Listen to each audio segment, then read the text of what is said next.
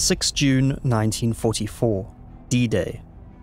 The largest seaborne invasion in history, but the landings on Normandy's beaches were not won by force of arms alone. Behind the front lines, a secret war was being fought. A war of lies, deception, and misdirection. A handful of double agents, run by Britain's MI5, wove a web of falsehoods so convincing that Hitler and his generals kept their armies waiting in the wrong place at the wrong time. There are countless others, many of whom have been forgotten to history, who bravely contributed to the war efforts and to the ultimate deception that paved the way for victory in Europe. This collection tells the stories of just a handful of the men and women whose stories have been preserved. They are representative of every individual who fought so valiantly for the freedom we today so take for granted. These are the D-Day Spies.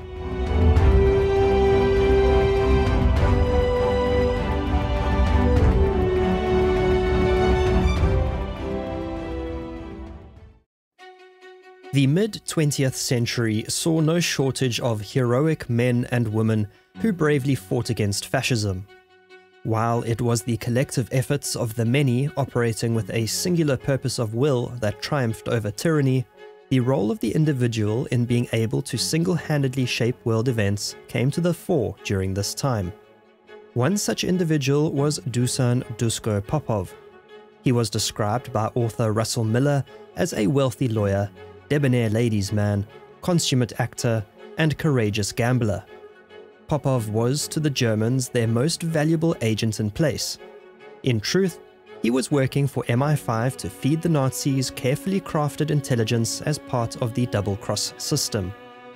Far from the stereotypical image of a discreet, shadow-dwelling spy, Popov was larger than life and embraced an extravagant lifestyle. He frequented elite casinos, drove luxury cars, and was often seen in the company of beautiful women. This high-profile persona served in many cases to deflect attention from his clandestine activities, but in others proved a liability. The warnings he gave to the FBI about the impending attack on Pearl Harbor were dismissed as the unreliable ramblings of a moral degenerate. For Dusko Popov, the stakes were always high, whether he was sitting at the baccarat table or across from his Abwehr handler. He played a pivotal role in the success of the Allied Normandy invasion, and he was the prototypical super spy that inspired Ian Fleming's James Bond. And this is his story.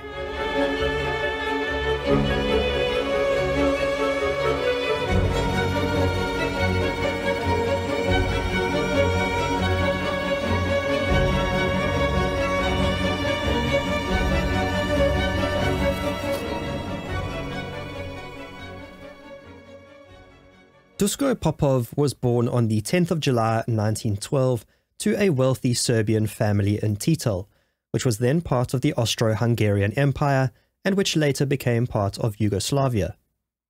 Popov grew up in a world of privilege and cosmopolitan influences. His father, Milorad Popov, was, like his father before him, a successful industrialist, accumulating for the family a sizable fortune through manufacturing, mining, and retail investments. It was this wealth that allowed the Popov family to divide their time between their winter home in Belgrade and a summer retreat in Dubrovnik. It also provided Dusko and his two brothers, Ivan and Vladan, with the finest education Europe had to offer. When Dusko was 16 years old, he was enrolled at Ewell Castle, an exclusive preparatory school on the outskirts of London. Within just 3 months, Popov's rebellious streak manifested in dramatic fashion.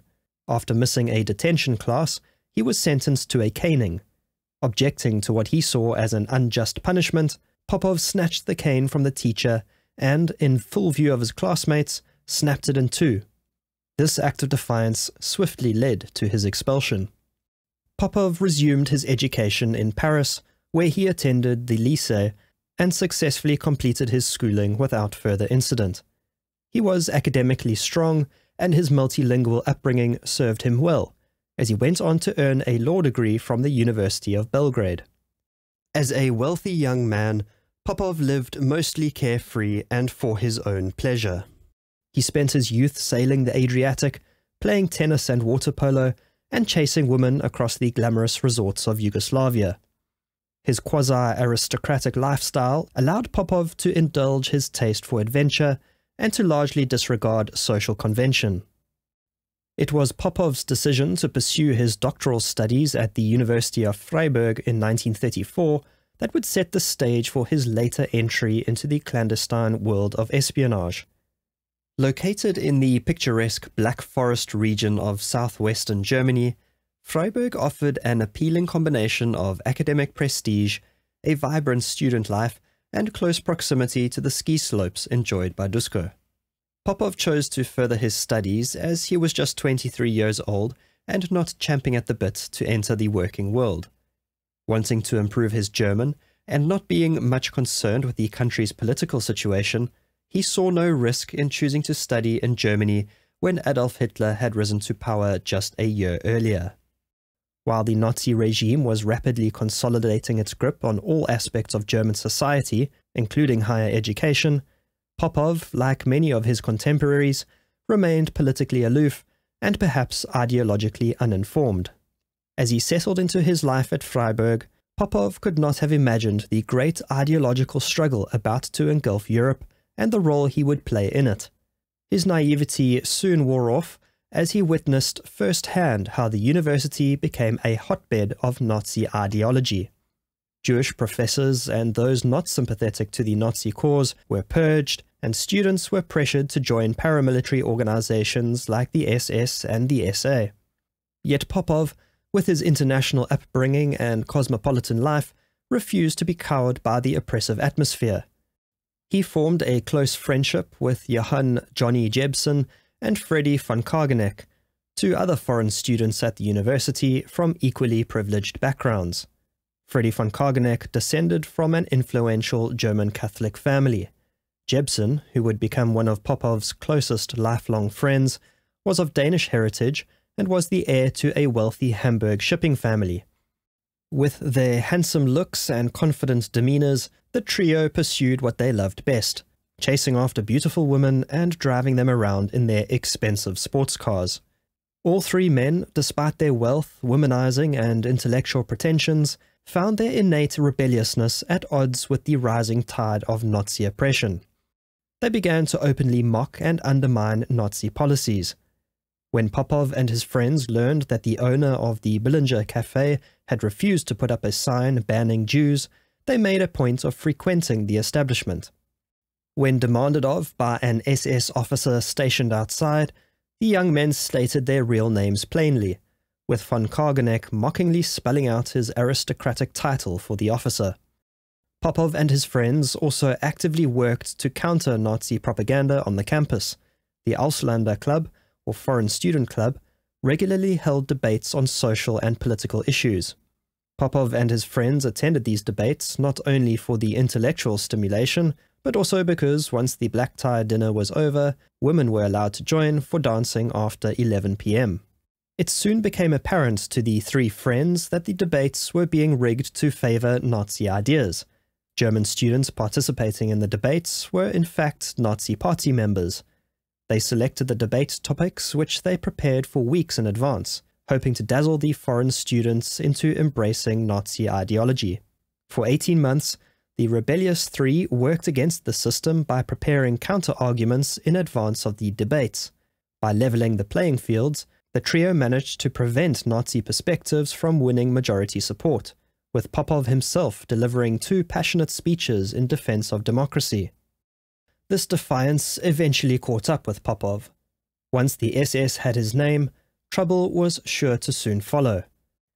In 1937, Popov planned a trip to Paris to celebrate his doctoral thesis. Just before his departure, he was arrested by the Gestapo. For 8 days, he was subjected to intense interrogation. While he avoided physical torture, likely due to his social position, he was questioned relentlessly to the point of exhaustion and incoherence. The captors were intent on forcing their prisoner to confess to being a communist and a Jewish sympathizer. Popov answered only that he was not a Nazi. Without due process, he was transferred to Freiburg prison, where he was held in solitary confinement. Meanwhile, Popov's friend Johnny Jebsen had noticed his friend's conspicuous absence and began to worry. After making inquiries, Jebsen learned that Popov was languishing in prison. He managed to send word to Dusko's father in Yugoslavia, who, leaning on his influential connections, convinced the Yugoslav Prime Minister to have a word with top Nazi leader Hermann Göring. After a month in jail, Dusko Popov was quietly and suddenly released, on condition that he leave Germany within 24 hours. Not needing to be told twice, he returned to Dubrovnik in September of 1937 to set up his legal practice.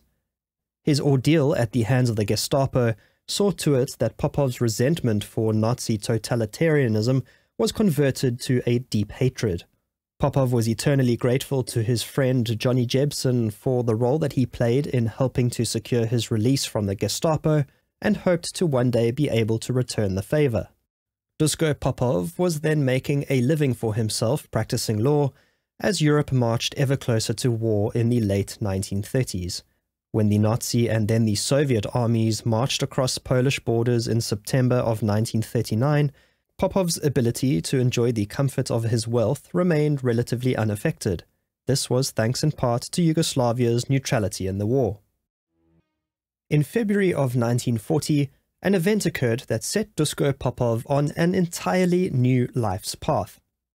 He received an urgent telegram from none other than his university friend Johnny Jebsen. He was requesting an urgent meeting with Popov in Belgrade.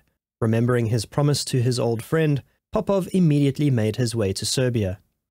The pleasantries of their reunion were brief. Jebsen told Popov that the Allied blockade had trapped 5 German merchant ships belonging to his family's shipping business in the Italian port of Trieste. Jebsen saw an opportunity. If he could sell the ships to a neutral country, he could make a tidy profit, while at the same time denying the ships from being requisitioned for the Nazi war effort. But he needed the help of his old buddy to broker a deal. Popov, ever the resourceful networker, connected Jebsen with influential figures in the Balkans, including the British commercial attaché and a prominent pro-British businesswoman. In the end, an agreement was struck for the sale of the ships. In the wake of the success of the business deal, Jebsen revealed a startling truth to his old friend. He had joined the Abwehr, Germany's military intelligence service. As a Forscher or researcher, Jebsen could travel under the guise of business while gathering intelligence for the German war machine. Popov may not have been so surprised to hear of his friend's news. Like many German men of his generation, Jebsen faced the grim prospect of conscription into the Wehrmacht, a fate that could easily lead to an early grave on the front lines. Weighing the prospects of becoming cannon fodder against making a Faustian bargain, Jebsen chose self-preservation. The Abwehr comprised many non-Nazi officers and was less ideologically entrenched than many of its sister organizations in Germany. As an opponent to the Nazi regime, Jebsen placed himself within its ranks, giving him the unique opportunity to potentially influence events and maintain vital connections beyond Germany's borders. In the hushed confines of a room in the Hotel Serbian King in Belgrade, Jebsen made an extraordinary request of his friend. He wanted Popov to help him in his current assignment for the Abwehr. Jebsen had been tasked with writing a report on French politicians that might be most amenable to cooperation with Germany after France's anticipated fall. This proposition placed Popov at a crossroads. His anti-Nazi sentiments were well established, having nearly landed him in a concentration camp just a few years earlier. Yet, he also felt a deep sense of loyalty to Jebsen. His aversion to Nazism repulsed him from the idea of doing anything that could serve to advance Nazi interests, but he ultimately agreed, on the proviso that he was doing it only as a friend of Jebsen. His loyalty aside, Popov also thought that his contact at the British legation, whom he knew to have connections to MI6, would have an interest in receiving a copy of the report. And so Popov went about his usual business and social appointments, collecting the comments and views of French diplomats, government officials, and French businessmen. The result was a consensus that believed former Prime Minister Pierre Level was a front-runner to rule France on behalf of the Germans. After completing his report, Popov typed 2 copies, handing one to his friend Johnny Jebsen, and the other he surreptitiously passed to the first secretary of the British legation. 4 months later, German troops marched triumphantly into Paris on the 14th of June 1940. Popov's prediction, as contained in his report, came true when Pierre Lavelle was installed as Minister of State of the Vichy government under the leadership of Marshal Henri Pétain. The Abwehr was suitably impressed with the work he did, and Jebsen soon arranged for Popov to meet his superior, a man named Ernst Munzinger. At a dinner party hosted by Popov at his residence, Munzinger made it clear that he wanted to recruit Popov for the Abwehr. He was promised riches and influence in a post-war Yugoslavia controlled by Germany. Munzinger was delighted when Popov accepted the proposition. Little did he know that immediately after the meeting, Popov reported the events to an MI6 officer he knew in Belgrade. The British, understandably, were initially skeptical of Popov's approach. The world of wartime espionage was fraught with deception, and the possibility that Popov was attempting to infiltrate British intelligence on behalf of the Germans could not be discounted. Nevertheless, Popov's instructions at that time were to play along, and a story was invented about a diplomat friend of Popov's in London who might have some useful intelligence to share. Via Jebsen, Popov suggested to the Germans that he make a trip west, and by mid-November 1940, his trip to London had been authorized. He travelled from Lisbon to London, where he sat tight while waiting for further instructions from British intelligence. In early December 1940, a meeting was arranged between Popov and MI5's Major Thomas Robertson, who was responsible for handling double agents. For the next 4 days, Popov was vigorously questioned by Major Robertson and 3 other MI5 officers to establish his true loyalties and intentions. By the end of it, British intelligence were satisfied that Dusko Popov genuinely intended to work against the Nazis for the Allies. But not all were immediately convinced.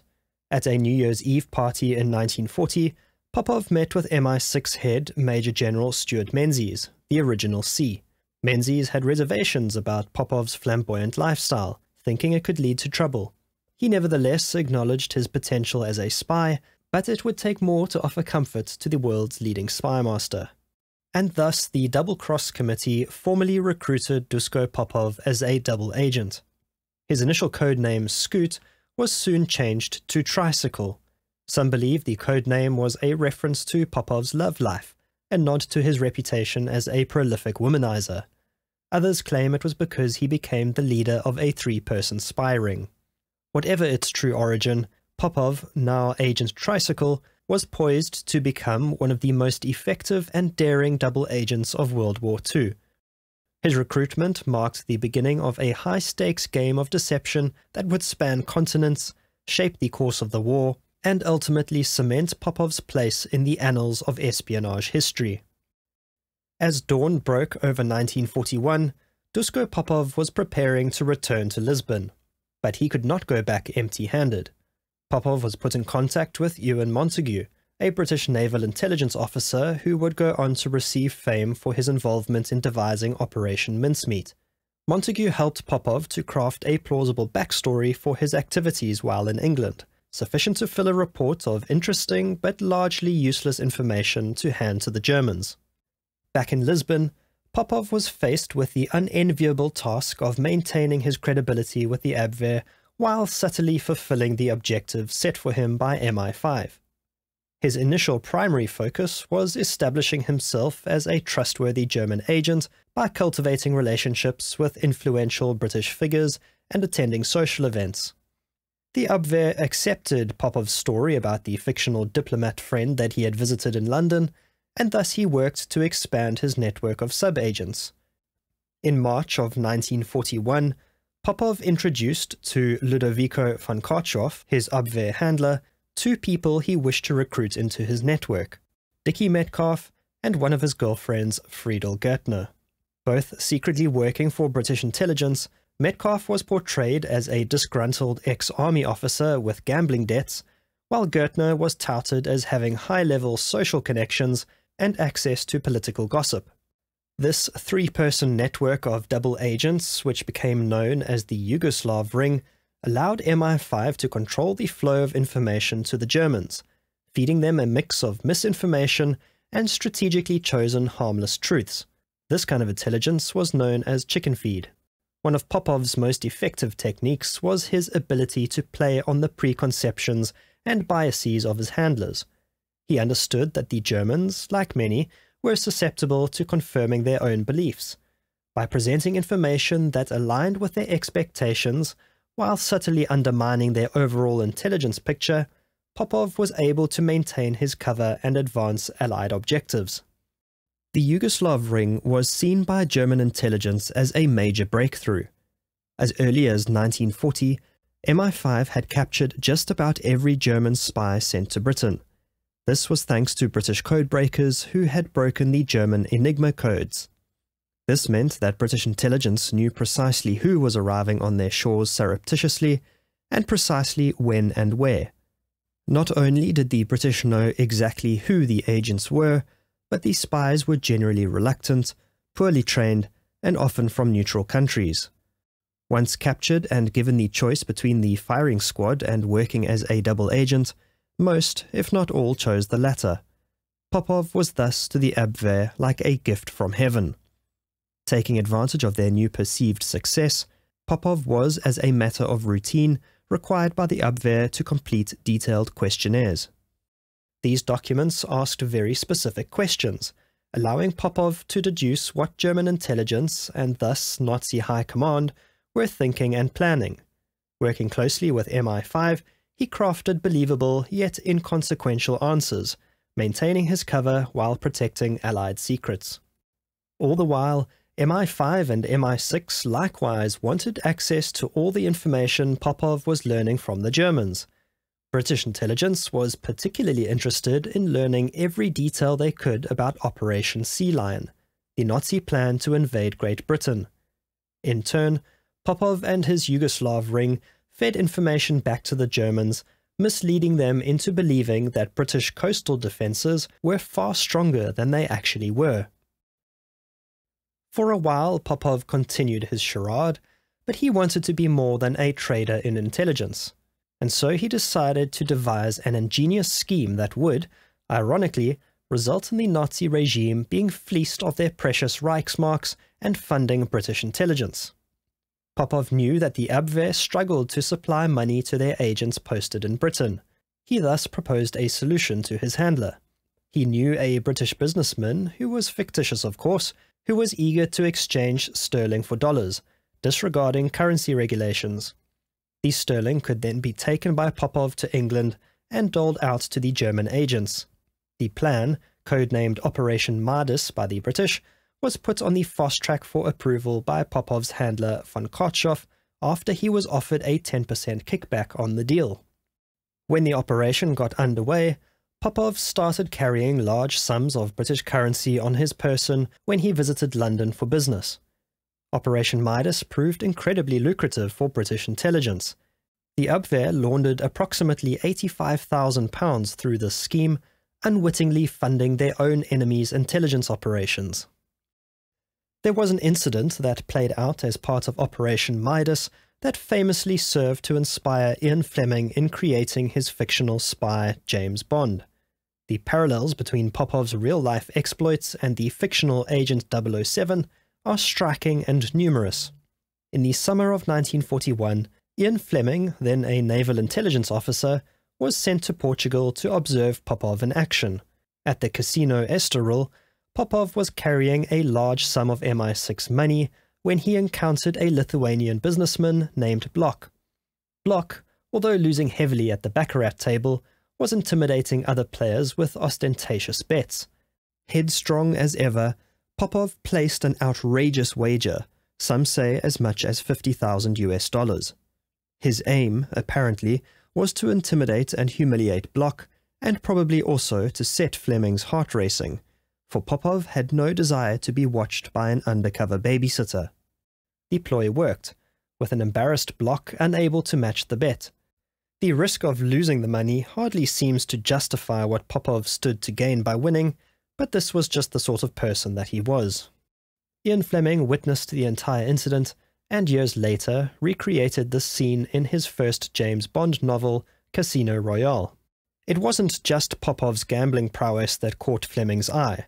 The Serbian spy embodied many of the characteristics that would define James Bond: charm, sophistication, a playboy lifestyle, and a penchant for living dangerously. These were all traits that would become hallmarks of Fleming's fictional spy.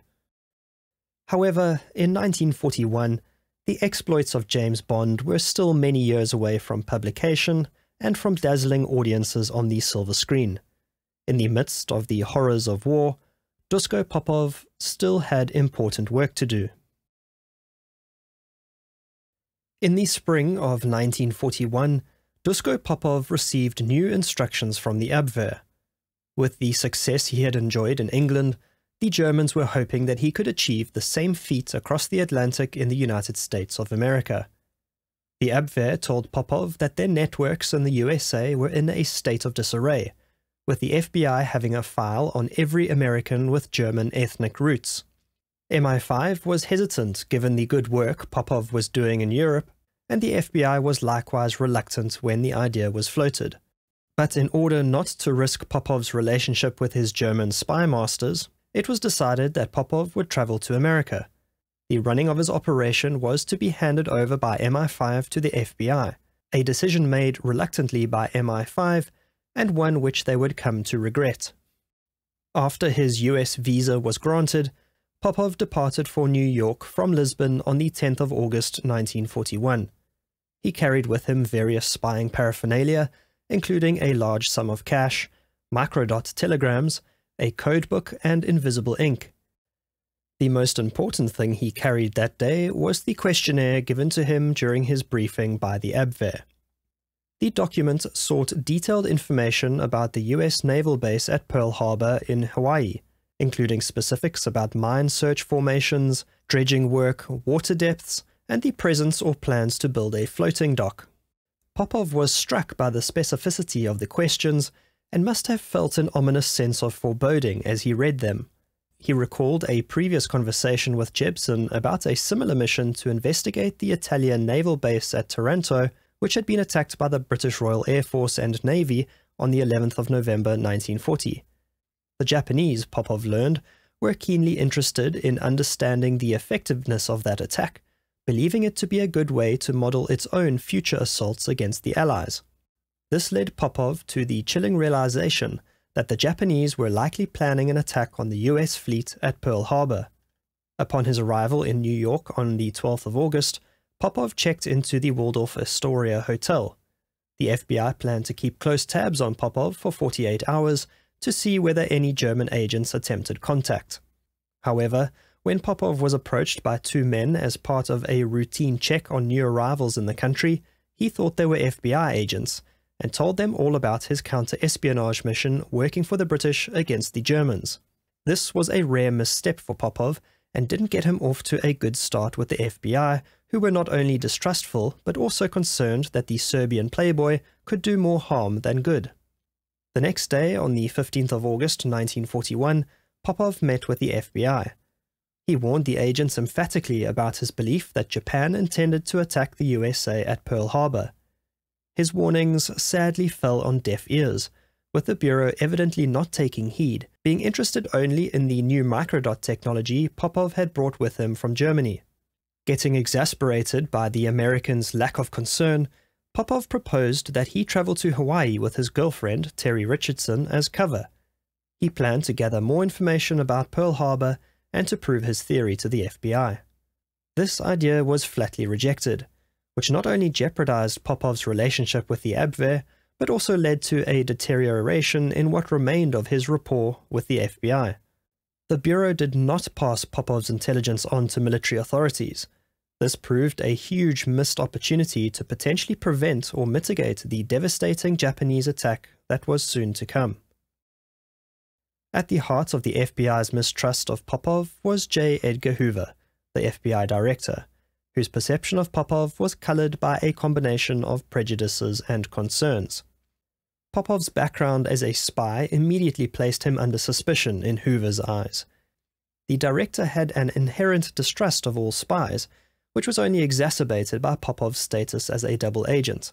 Hoover was also suspicious of Popov due to him being a foreigner, all of whom Hoover regarded as potential threats to American national security.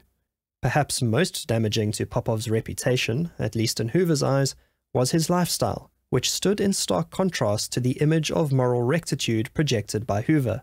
The Spies' flamboyant social life, expensive tastes, and numerous romantic liaisons were viewed with disgust by the FBI director. While in the US, Popov lived as he always did, that is to say, extravagantly. He had to borrow large sums of money from the FBI, which he said were necessary to maintain his cover. His romantic relationships, which he saw as an essential element of his cover, were viewed differently by Hoover and the FBI. One of Popov's romantic entanglements while in the USA was with the French actress Simone. First meeting in Paris, Popov and Simone continued their passionate and very public relationship when Popov arrived in the USA. This relationship nearly compromised Popov's cover when a gossip columnist reported on their affair and published photographs of the couple.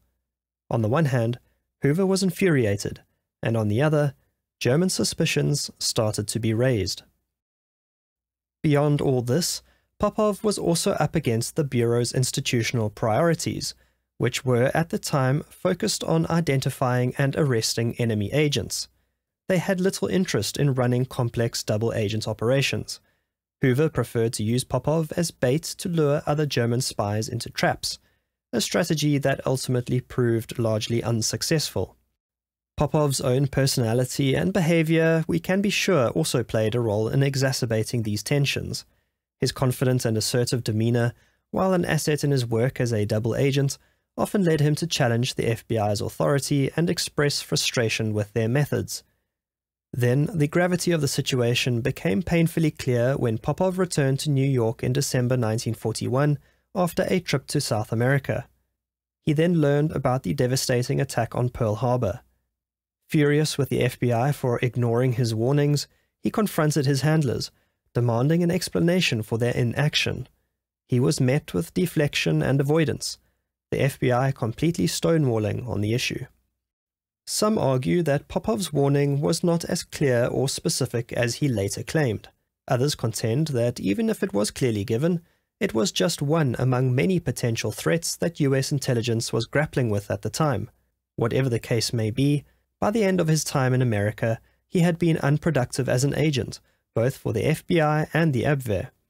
Nevertheless, Popov was determined to continue the fight against the Nazis and agreed to return to Lisbon under the direction of MI5 to continue his important work. He returned to Europe on the 29th of September 1943, feeling that his mission had been a failure. Not only had his warnings been ignored, with America being taken by surprise by the Japanese when it could have taken preventative measures, but he had also to answer to his Abwehr handlers. Such was the dangerous life of a double agent. While Popov created a fictional network of spies in the US, without the requisite cooperation from the FBI, the fake agents couldn't produce believable intelligence. The Abwehr was most disappointed in their star agent, wondering why, after his success in Europe, he was unable to achieve the same results in America. Much time had to be spent by Popov and MI5 in rehabilitating his relationship with the Abwehr. Although it took some time and much convincing, the explanation was ultimately accepted by German intelligence, who continued to rely on Popov as one of their key agents in Europe. It seemed as if Popov was back on track with the Germans. His old friend, Johnny Jebsen, was not quite faring so well. By the summer of 1943, Johnny Jebsen had found himself deeply entangled in a foreign currency exchange scandal. He had devised a system whereby he took advantage of exchange rate discrepancies for German marks from country to country. This worked for a period, but as time wore on, rumors of his illicit currency dealings reached the Gestapo, and Jebsen felt himself sliding into their crosshairs. Needing an exit plan, the culmination of the wartime relationship between Popov and Jebsen came in 1944, when Jebsen himself decided to formally work for the Allies with the long-term goal of defecting. MI5, knowing the close relationship between Popov and Jebsen, agreed to recruit him under the codename Artist. As the global conflict wore on, the dynamics of the relationship between Popov and Jebsen shifted. It's not clear exactly when Jebsen learned that Popov was a double agent, but it is likely that it was from the very beginning. When Jebsen acted as Popov's first handler, he passed on information knowing that it would be fed back to the Allies. Jebsen repeatedly acted to protect Popov, including when he tipped him off about his chauffeur who was secretly reporting on his every movement to the Abwehr. Once officially working for the Allies, Jebsen played an important role in supporting Popov's ring of double agents. He provided information on operational intelligence of the Abwehr, and he helped to smuggle agents out of Germany to Spain. Yet, he was never fully trusted by MI5, who were worried that should his switching of allegiances be discovered, he might compromise Popov's cover. By the end of 1943, the tide of war in Europe was shifting, and the Allied invasion of Europe loomed on the horizon. In the planning that went into Operation Overlord, the Allies' grand plan to liberate France and then Europe from the clutches of Nazi tyranny, MI5 recognized the critical need to mislead the Germans about the operation's timing, location, and scale. The result was the birth of Operation Fortitude, a massive strategic deception plan, a part of the broader Allied deception strategy that was Operation Bodyguard, that would prove instrumental in the success of the D-Day landings. In December 1943, Dusko Popov was again operating in Portugal. Being officially neutral in the war, Lisbon was turned into a spying hub. He had been handed yet another detailed questionnaire, this time by the SD, the intelligence arm of Hitler's SS. The questionnaire focused on Allied military capabilities and intentions in Britain. MI5 seized this opportunity, meticulously crafting Popov's responses to plant seeds of misinformation about a fictional buildup of forces in southeast England. This deception, which was maintained across multiple double agents working as part of Double Cross, aimed to reinforce the Germans' belief that the Pas-de-Calais region was going to be the primary landing site for the European invasion, with Normandy being a smaller diversionary landing. Popov also provided detailed reports on the fictional 1st United States Army Group, or FUSAG, supposedly led by General George Patton. This phantom army, existing only on paper and in elaborate props and inflatables, was a cornerstone of the Allied deception plan. Popov's reports helped to solidify the German belief that this force was real and was poised to strike at Calais. The following month, Popov met with his brother in Lisbon. Ivo Popov, who had himself become a double agent under the codename Dreadnought, played a crucial role by enhancing his brother's ongoing cover story. Posing as a pro-German Yugoslav officer, Ivo provided Popov with additional fabricated information about supposed Allied plans, further reinforcing the deception regarding the Pas-de-Calais. In April of 1944, Popov travelled to London for a debriefing with MI5 and to receive his final instructions before returning to Lisbon. He underwent extensive training, including visits to the areas mentioned in his fabricated reports, to enhance his ability to withstand interrogation by the SD. When he returned to Lisbon in late April or early May of 1944, Popov faced an intensive 2-day interrogation by Alois Schreiber, a senior SD officer sent from Berlin for purposes of debriefing their agent. Fortunately, Popov's friend Jebsen was present at the interrogation and did well to plant seeds of trust with the SD interrogator and guide the outcome in Popov's favor.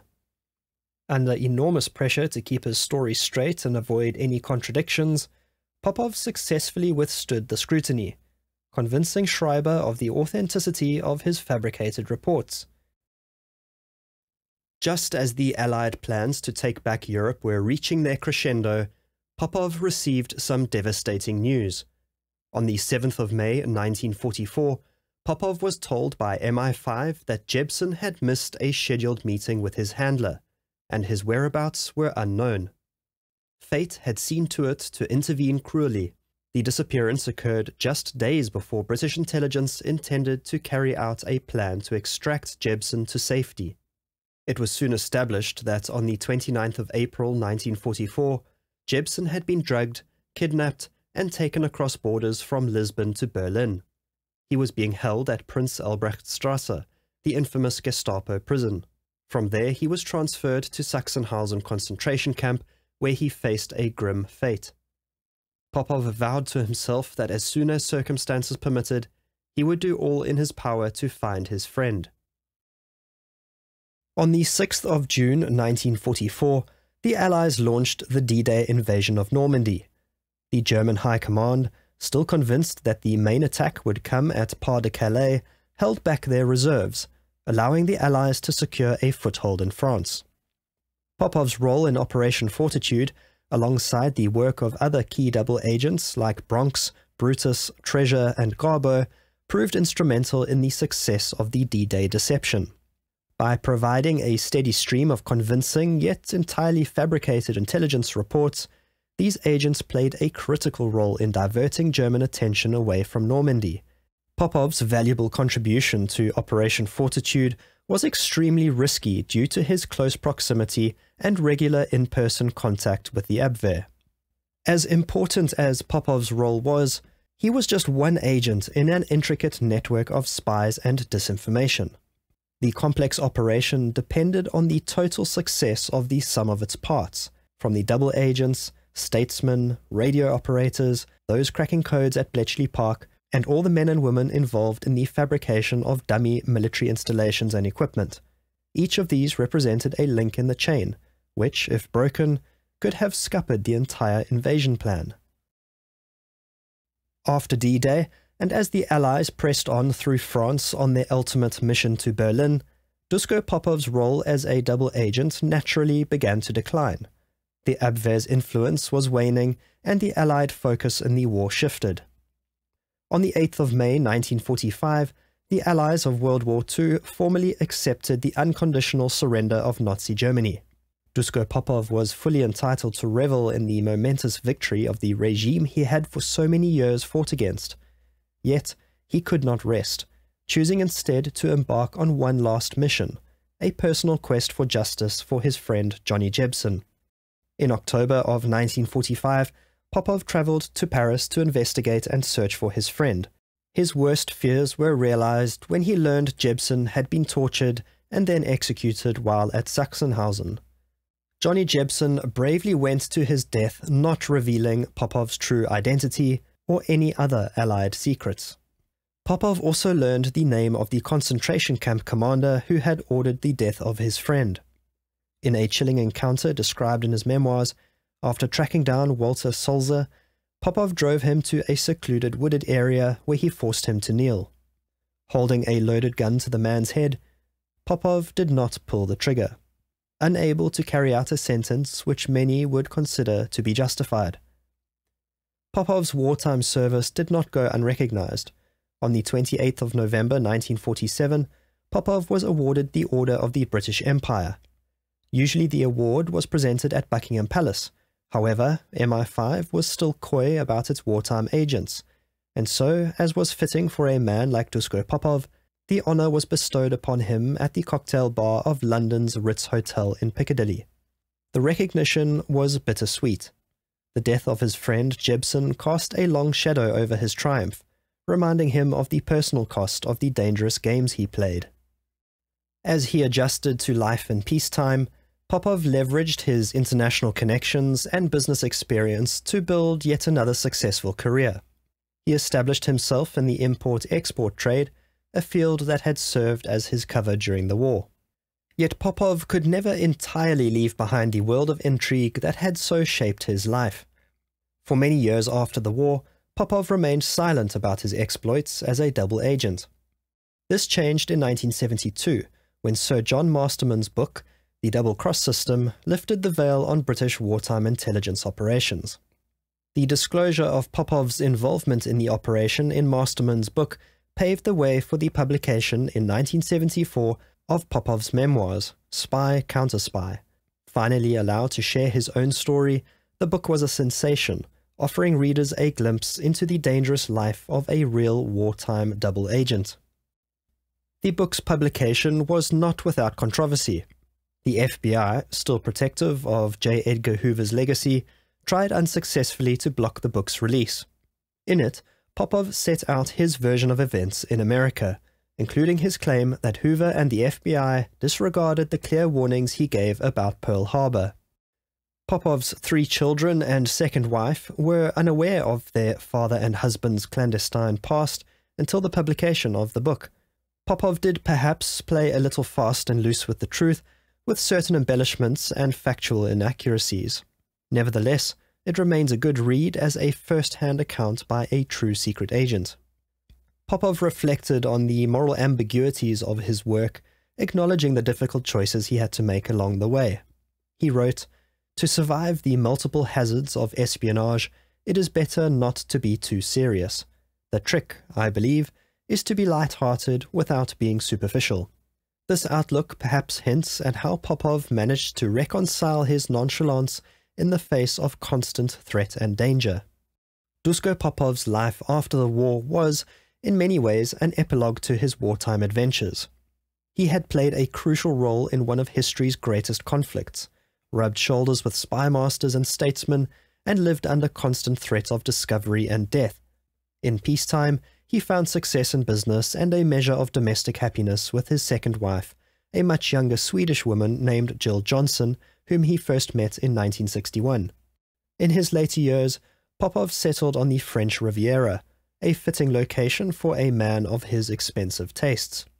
He passed away on the 10th of August 1981 at the age of 69.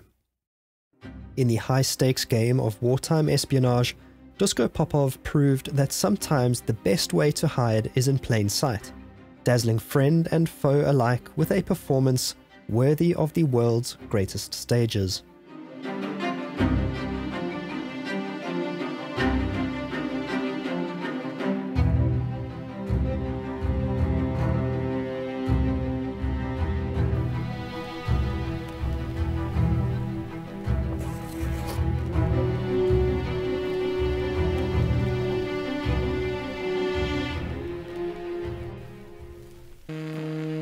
The champagne flutes clinked softly in the smoke-filled salon of a Parisian mansion as German officers mingled with French socialites in the spring of 1943. Among them moved a striking woman with dark hair and piercing eyes, her laughter musical as she charmed Wehrmacht colonels and SS officials alike. They saw Elvira Chaudoir as the perfect conquest, a wealthy, well-connected widow who had embraced the new order with enthusiasm.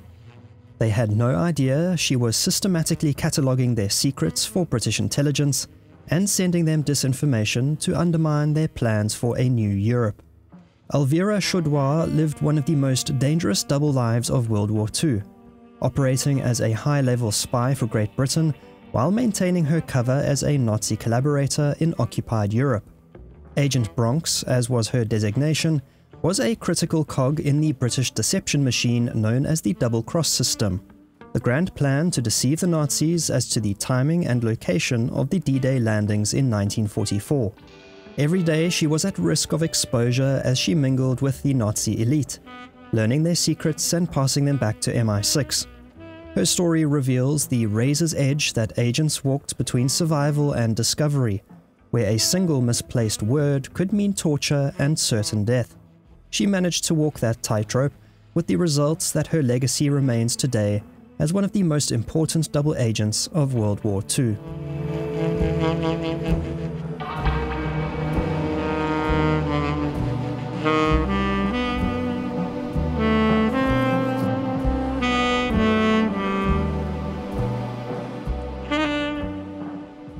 Elvira Josefina de la Fuente was born in 1911 into a world of privilege and international intrigue.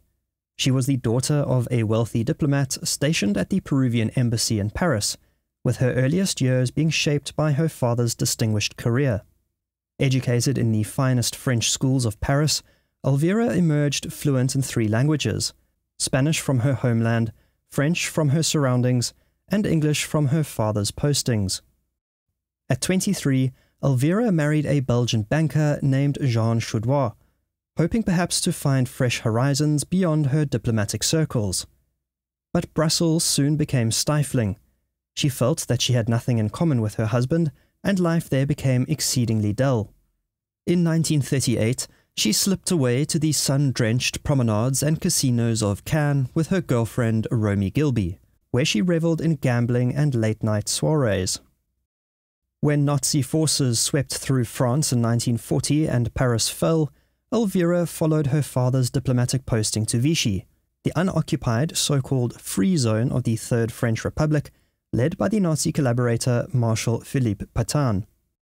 Holding a diplomatic passport and having more freedom to travel than the average person during wartime, Elvira preferred the bars and casinos across the English Channel in London. But as they say, the house always wins, and the graceful and charismatic young lady was soon burdened by gambling debts. To resolve this financial crisis, she took up work as a translator for the BBC. This proved, however, as dreary as her former life in Belgium. In April of 1942, a chance conversation at a London club, where she lamented her financial woes and dull employment to an unsuspecting RAF officer, set her destiny in motion. Impressed by her poise, fluency in multiple languages, and international connections, he passed her name on to Claude Danzy, the then Assistant Chief of MI6, the British Secret Service. In 1941, MI6 had established what it called the 20 Committee, a small interdepartmental body set up to oversee Britain's double-cross system. Chaired by Oxford Don Sir John Cecil Masterman, its job was to decide what information Britain's turned German agents should be allowed or ordered to send back to their Abwehr and SD controllers, blending authentic tidbits with carefully crafted falsehoods to deceive the Nazi intelligence services. From September 1939, Claude Danzy, as the SIS or MI6 representative on the 20 Committee, had started building up his private Z network of agents in Europe. By the time that Elvira Chaudoir came into contact with the SIS in April of 1942, the 20 Committee had effectively taken control of all German espionage penetrations in Britain. Some 24 agents had been caught and turned, and were actively working for Britain as double agents. Under its direction, these double agents were already being used not only to feed back genuine intelligence, to keep the Abwehr convinced of their usefulness, but also to sow the seeds of disinformation on forthcoming Allied operations, which at that stage of the war focused on North Africa. The 20 Committee took immediate notice of the vivacious young woman who had flown into their radar. To them, Elvira embodied the perfect social conduit. Beautiful, well-spoken, and habituated to mixing with ambassadors and military attachés. Her penchant for bars and casinos they saw as a useful tool in her soon-to-be espionage career. Yet MI5's internal evaluation raised a few concerns about their potential new recruit. In particular, there was a worry that her colourful sex life might lead to compromise. These concerns were, however, not enough to dissuade the 20 Committee. Meeting at the luxurious Connaught Hotel in Mayfair, Claude Danzy proposed a daring plan. Elvira would play the social butterfly in French lounges, coat trail as he put it, drawing in any German officers and agents who might seek her companionship. If she could allow herself to be recruited by the Nazis as an agent, she could work effectively against them. Her diplomatic passport and family ties in Vichy, where her father was stationed, would furnish the perfect cover for back-and-forth travel. She soon returned to Vichy, France, where she mingled in elite social and military circles, waiting for the first opportunity to present itself, which didn't take long at all. In September 1942, fate intervened. While socializing in Cannes, she unexpectedly ran into an old acquaintance, a man named Henri Chauvel. He was a former prisoner of war and had become a Nazi collaborator. Chauvel, recognizing Elvira's charm and connections, introduced her to his German friend Helmut Bliel, an Abwehr agent personally appointed by Hermann Göring. Under his affectionate nickname Bibi, Bliel courted Elvira over 3 lavish evenings at a discreet black market restaurant. Afterwards they roamed the waterfront, sharing confidences until the early hours each morning. Clearly having developed an infatuation, Bibi said that he hoped to see Elvira again. If not for leisure, they could perhaps do some business. This was Elvira's opening, and she was soon introduced to the Abwehr, Germany's military intelligence agency. The Abwehr recognized the same qualities as had Britain's SIS, and soon offered Elvira a retainer of £100 per month in exchange for economic intelligence from Britain. Though unaware that she was already working for MI6, Pujol entrusted her with the Germans' newest and best invention, secret ink. He personally tutored her in its use. She learned to prepare a sheet of white paper, neither too thick nor too thin, by vigorously rubbing it with dry cotton wool. Using only the tip of a match splinter, she wrote block letters so faint that the ink hardly touched the paper. By the next month, the Abwehr was ready to deploy their new agent to Britain on her first mission, completely oblivious to the fact that she was already actively working against them. When she returned to England on the 28th of October 1942, Elvira was formally placed under the 20 Committee's control and given the code name Bronx, after her favourite cocktail, a gin martini with orange. She was given a cover job at the BBC, which made sense given her previous employment there. British intelligence was, however, still not entirely convinced as to the trustworthiness of their new agent. There was no independent proof to corroborate her story about Pujol and whether he truly had backing from the Abwehr. Elvira had been recruited when she was in a tight spot financially and had not yet proved her loyalty. While they analysed the secret ink samples she had provided, MI5 monitored Elvira's every move and tapped her telephone, wanting to listen out for any pro-German sentiments she may have expressed when she thought nobody was listening. She took in a live-in boyfriend at her Mayfair flat, hosted many parties, and spent most nights playing poker. It was also noted that she enjoyed the company of women as much as she did men, forming a romantic relationship with Monica Sheriff, a racehorse owner and family friend to the Windsors. Her unconventional lifestyle notwithstanding, MI5 came to accept that her intentions to act as a double agent against the Nazis were true, and saw from her controlled communications with the Abwehr that she had become trusted as one of their reliable agents. The work of Agent Bronx was defined by ingenuity, theatricality, and the careful orchestration of her unique temperament. Drawing on her Abwehr training, Elvira's primary means of communication was the now legendary secret ink letters. She sent back letters that, under the direction of MI6, were a blend of genuine economic information and deception. These letters were dispatched to her bank in neutral Lisbon, which was a known conduit for secret intelligence for both sides during the war.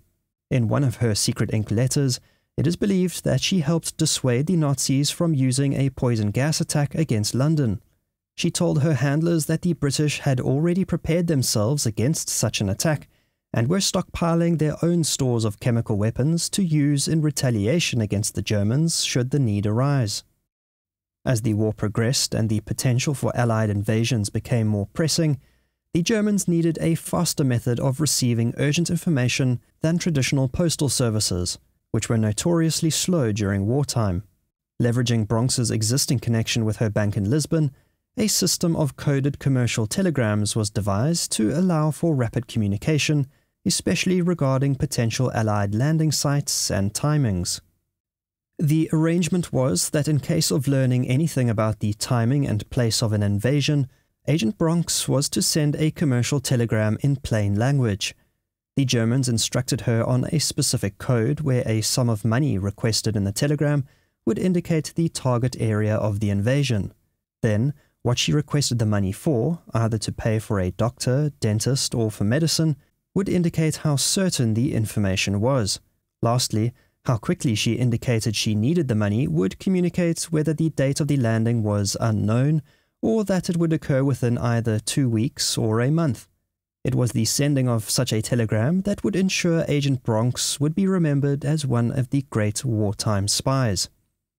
As the war dragged on into 1943, Agent Bronx would play a subtle but significant role in one of the most theatrical wartime illusions up to that point, Operation Cockade. As Allied forces pressed their advantage in Sicily and the Soviets fought fiercely on the Eastern Front, Cockade was a series of deception operations intended to pin German forces in Western Europe and draw the Luftwaffe into a decisive air battle. The operation consisted of 3 main feints: Operation Starkey, a sham invasion of northern France; Operation Tyndall, a fictitious threat to Norway; and Operation Wadham, another notional assault on the French coast. Behind these maneuvers was a simple but high-stakes goal: to convince Hitler's generals that the Allies might strike anywhere but the real targets, thereby diluting German defences and buying precious time for Allied planners. The context was tense and uncertain. The real cross-channel invasion, what would become D-Day, was still over a year away, and the Allies needed to keep German attention fixed on the west, rather than allowing reinforcements to flow to Italy or the Eastern Front.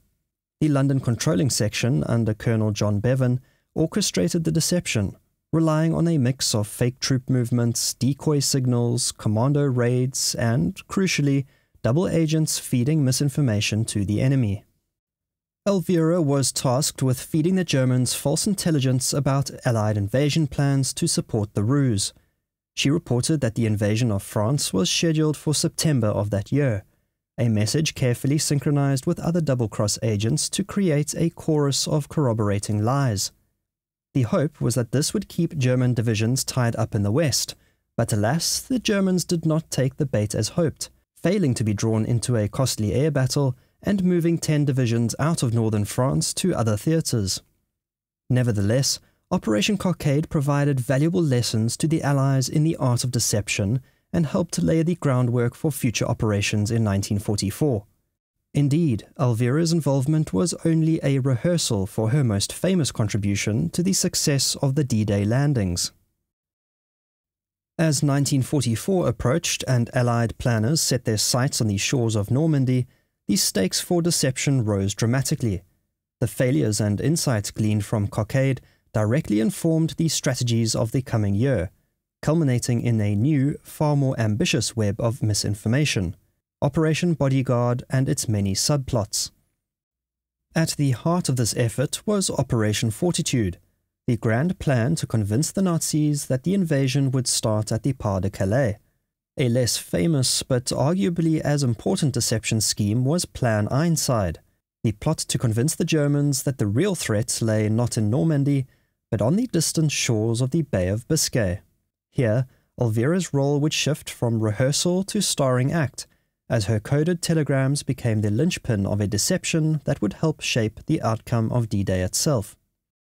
The Bay of Biscay, located near Bordeaux, was a vital port and naval base for the German war effort.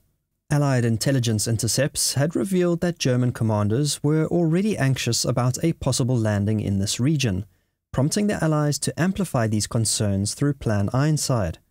The plan posited that 2 divisions would land on the Garonne estuary 10 days after D-Day, with a further 6 divisions arriving from the United States to capture Bordeaux and link up with an imagined invasion in southern France.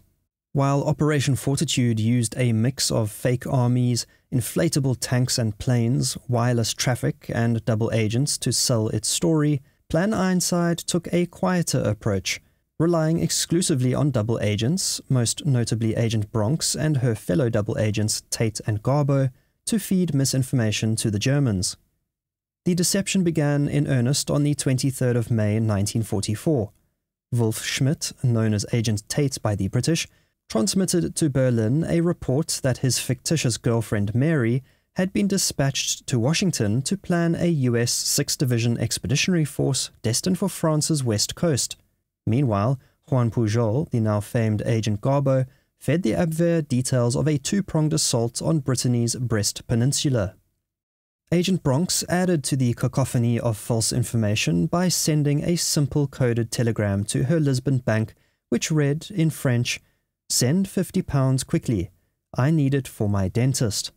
In reality, what Agent Bronx was communicating to the Abwehr was that she had confirmed that an Allied landing was to be made in the Bay of Biscay in just 1 week's time. The impact of her simple telegram was extraordinary. German forces, believing an Allied landing was imminent in southwestern France, positioned an entire tank division, the fearsome 11th Panzers, to defend against an attack that ultimately never materialized. John Cecil Masterman later credited Elvira's telegram with keeping this crucial armoured formation away from the actual landing beaches at Normandy that began 10 days later, where it could have significantly complicated the crucial early hours of the Allied assault. Altogether, these parallel threads of disinformation from the three double agents wove a tapestry of imminent threats to Western France, compelling the Germans to hold back vital reinforcements, weaken Normandy's defences, and ultimately amplify the success of the true invasion. Of course, Elvira knew that she would have some explaining to do after D-Day when it became clear that her information was unreliable. Agent Bronx and her British handlers had the foresight to plan for the inevitable questions that would be asked by her German handlers. To maintain her credibility, Bronx sent a letter at the same time as her telegram, but which only arrived some time after the supposed attack on the Bay of Biscay was to occur. In this letter, Elvira claimed to have received her information from a drunken British diplomat who had told her the attack would be delayed by a month. The crucial element was that the letter would arrive approximately 2 weeks later, well after the date indicated by the telegram and closer to the actual timing of the Normandy landings, but still implying that an attack would come at the Bay of Biscay. When the true Allied invasion of Europe began on the 6th of June 1944, the work of Agent Bronx continued, but at a much reduced rate. Her ongoing reports to the Abwehr contributed to the mosaic of false information supplied by key agents like Garbo that led German commanders, particularly Hitler and von Rundstedt, to keep significant reserves tied down in the Pas de Calais in anticipation of a second, larger invasion that never came. In early 1945, Agent Bronx made a final trip to Madrid as part of her work for the Allies. There she sought out any remaining Abwehr contacts, but found none. The Nazis were in their final death throes, and they had little time nor the resources for running spies. Elvira wrote a letter in secret ink in which she suggested to restart the telegram system so she could warn of potential Allied attacks in Scandinavia and northern Germany. But again, by that stage of the war, the need for deception had receded. Not long after victory was achieved in Europe on the 8th of May 1945, Elvira Chaudoir retired to Beaulieu-sur-Mer in the south of France, where she operated a gift shop. Her new vocation was a far cry from the intensity and intrigue of her wartime life, and perhaps this was intentional. As she settled into a new, peaceful existence, free from the constant shadow of her intelligence handlers on both sides of the war, she no doubt had to reacclimatize to her life. Recognition for her wartime service only came decades later, when MI5 sent her a £5,000 check in December of 1995 to acknowledge her contributions to the war effort. This belated recognition occurred just weeks before her death on the 11th of January 1996, at age 85. Elvira Chaudoir's place in history was almost obscured by archival secrecy. On the 5th of September 2005, nearly a full 10 years after she had passed away, the MI5 files on her activities were declassified and made public.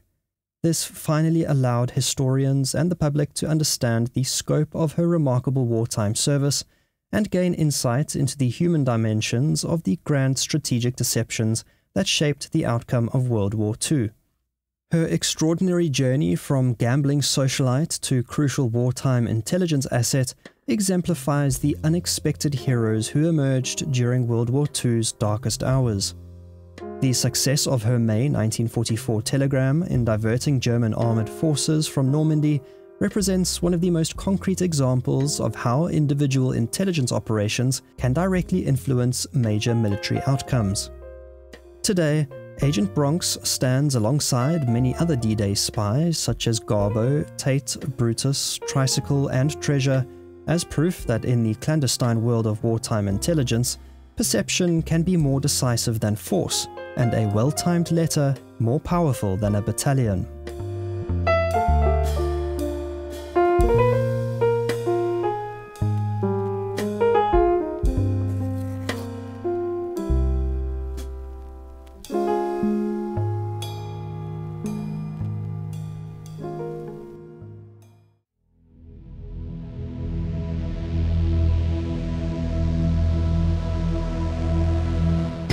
5 days before Germany's unconditional surrender, a coded message was sent from the crumbling heart of the Third Reich. The transmission carried thanks for intelligence on Soviet mining operations and inquired about personal effects left in Hamburg years earlier. The German Abwehr were communicating with their Agent 3725, codenamed Leonard. To them, he was one of their most trusted operatives in Britain. But they were unknowingly conversing with a double agent. What the Germans celebrated as their finest intelligence triumph had been, for almost the entirety of the war, a masterpiece of Allied counter-espionage. He was a man whose success helped save thousands of Allied lives, misdirected German military operations, and contributed to one of the most sophisticated deception campaigns in intelligence history. This is the story of Wulf Schmidt, or Agent Tate, a penniless Danish colonial worker who became one of Britain's most valuable intelligence assets and helped turn the tide of war.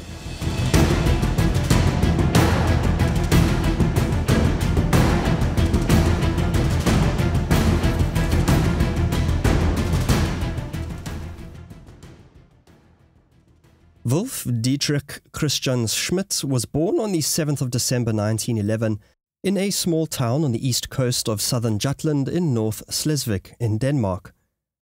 After his mother's death when he was just 8, he was raised by his strict German father. Unlike his two taller, fair-haired siblings, Wulf was small with dark features, which in the Danish town that would later become a Nazi stronghold was a source of paternal disapproval. His father wanted him to become a farmer, and so sent him to an agricultural school. That turned out to be more hard labor than anything else. After a confrontation with his father, it was decided that he would be sent to an equestrian school in Germany, where he spent 6 months mastering horsemanship and carriage driving. In 1931, Wulf was drafted into the Danish military, and he had ambitions to one day become an officer. His dream was shattered when his father forbade him from pursuing a military career. Instead, in 1933, he ended up working for 3 years on a Danish-owned farm in Argentina. In October of 1936, after briefly studying agronomy at the University of Berlin, he defied his father's wishes by signing up to work on banana plantations in the Cameroons in Africa. It was a condition of his employment that he be a member of the Danish Nazi Party, and he readily signed up. The outbreak of World War II in September of 1939 cut short his life in the Cameroons.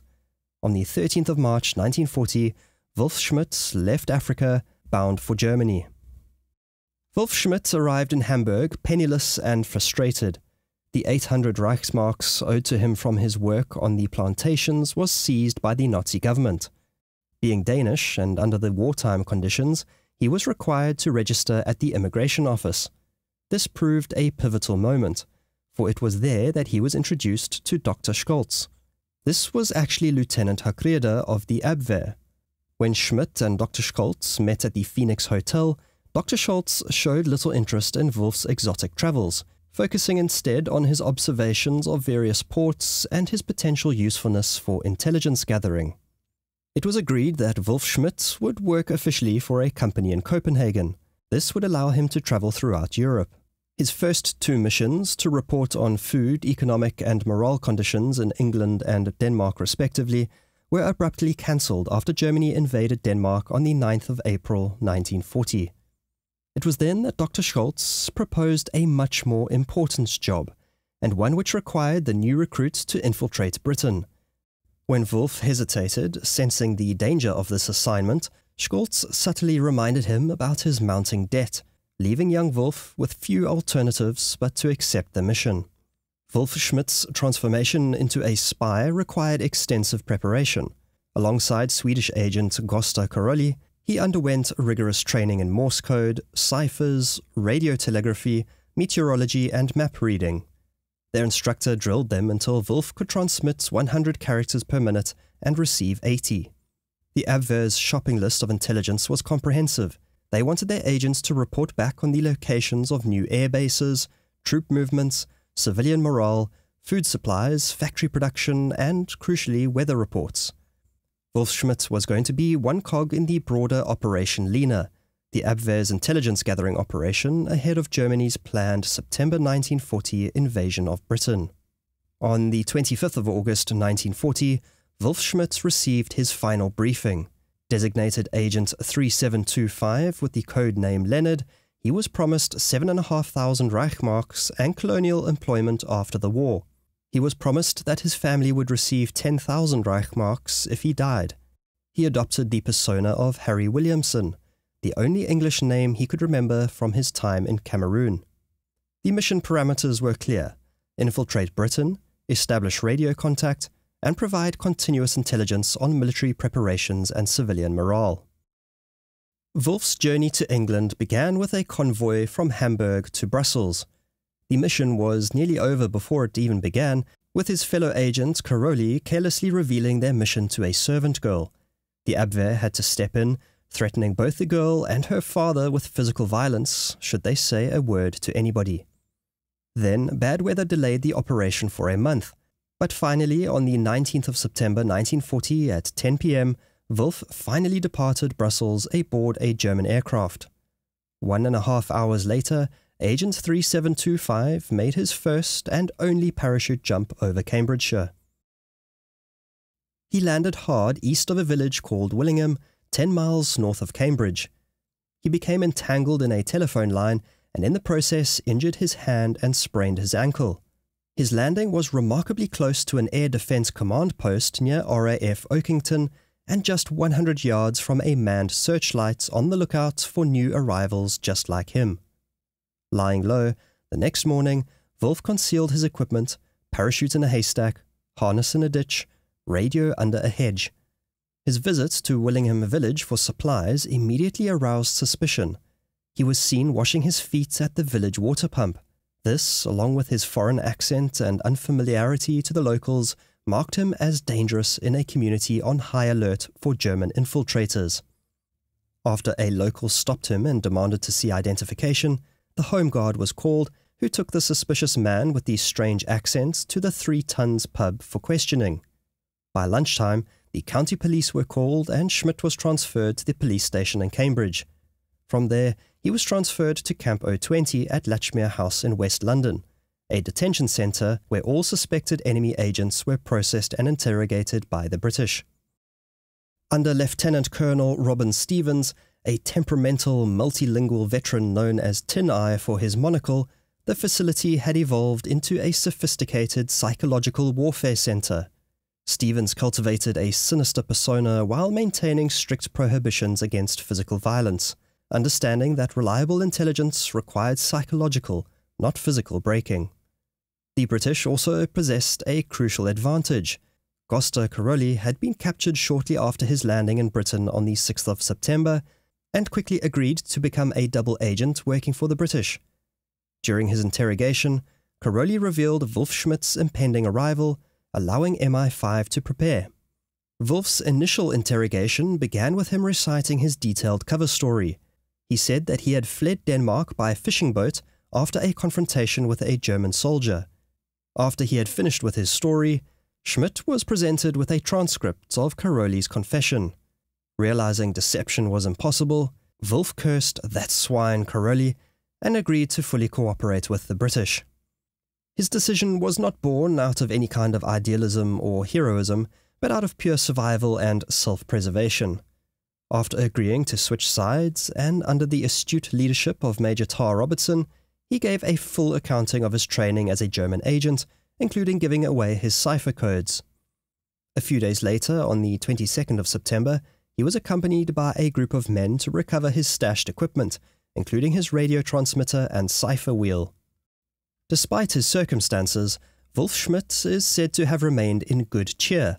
For this, he was dubbed Agent Tate, after the comedian and music hall entertainer Harry Tate.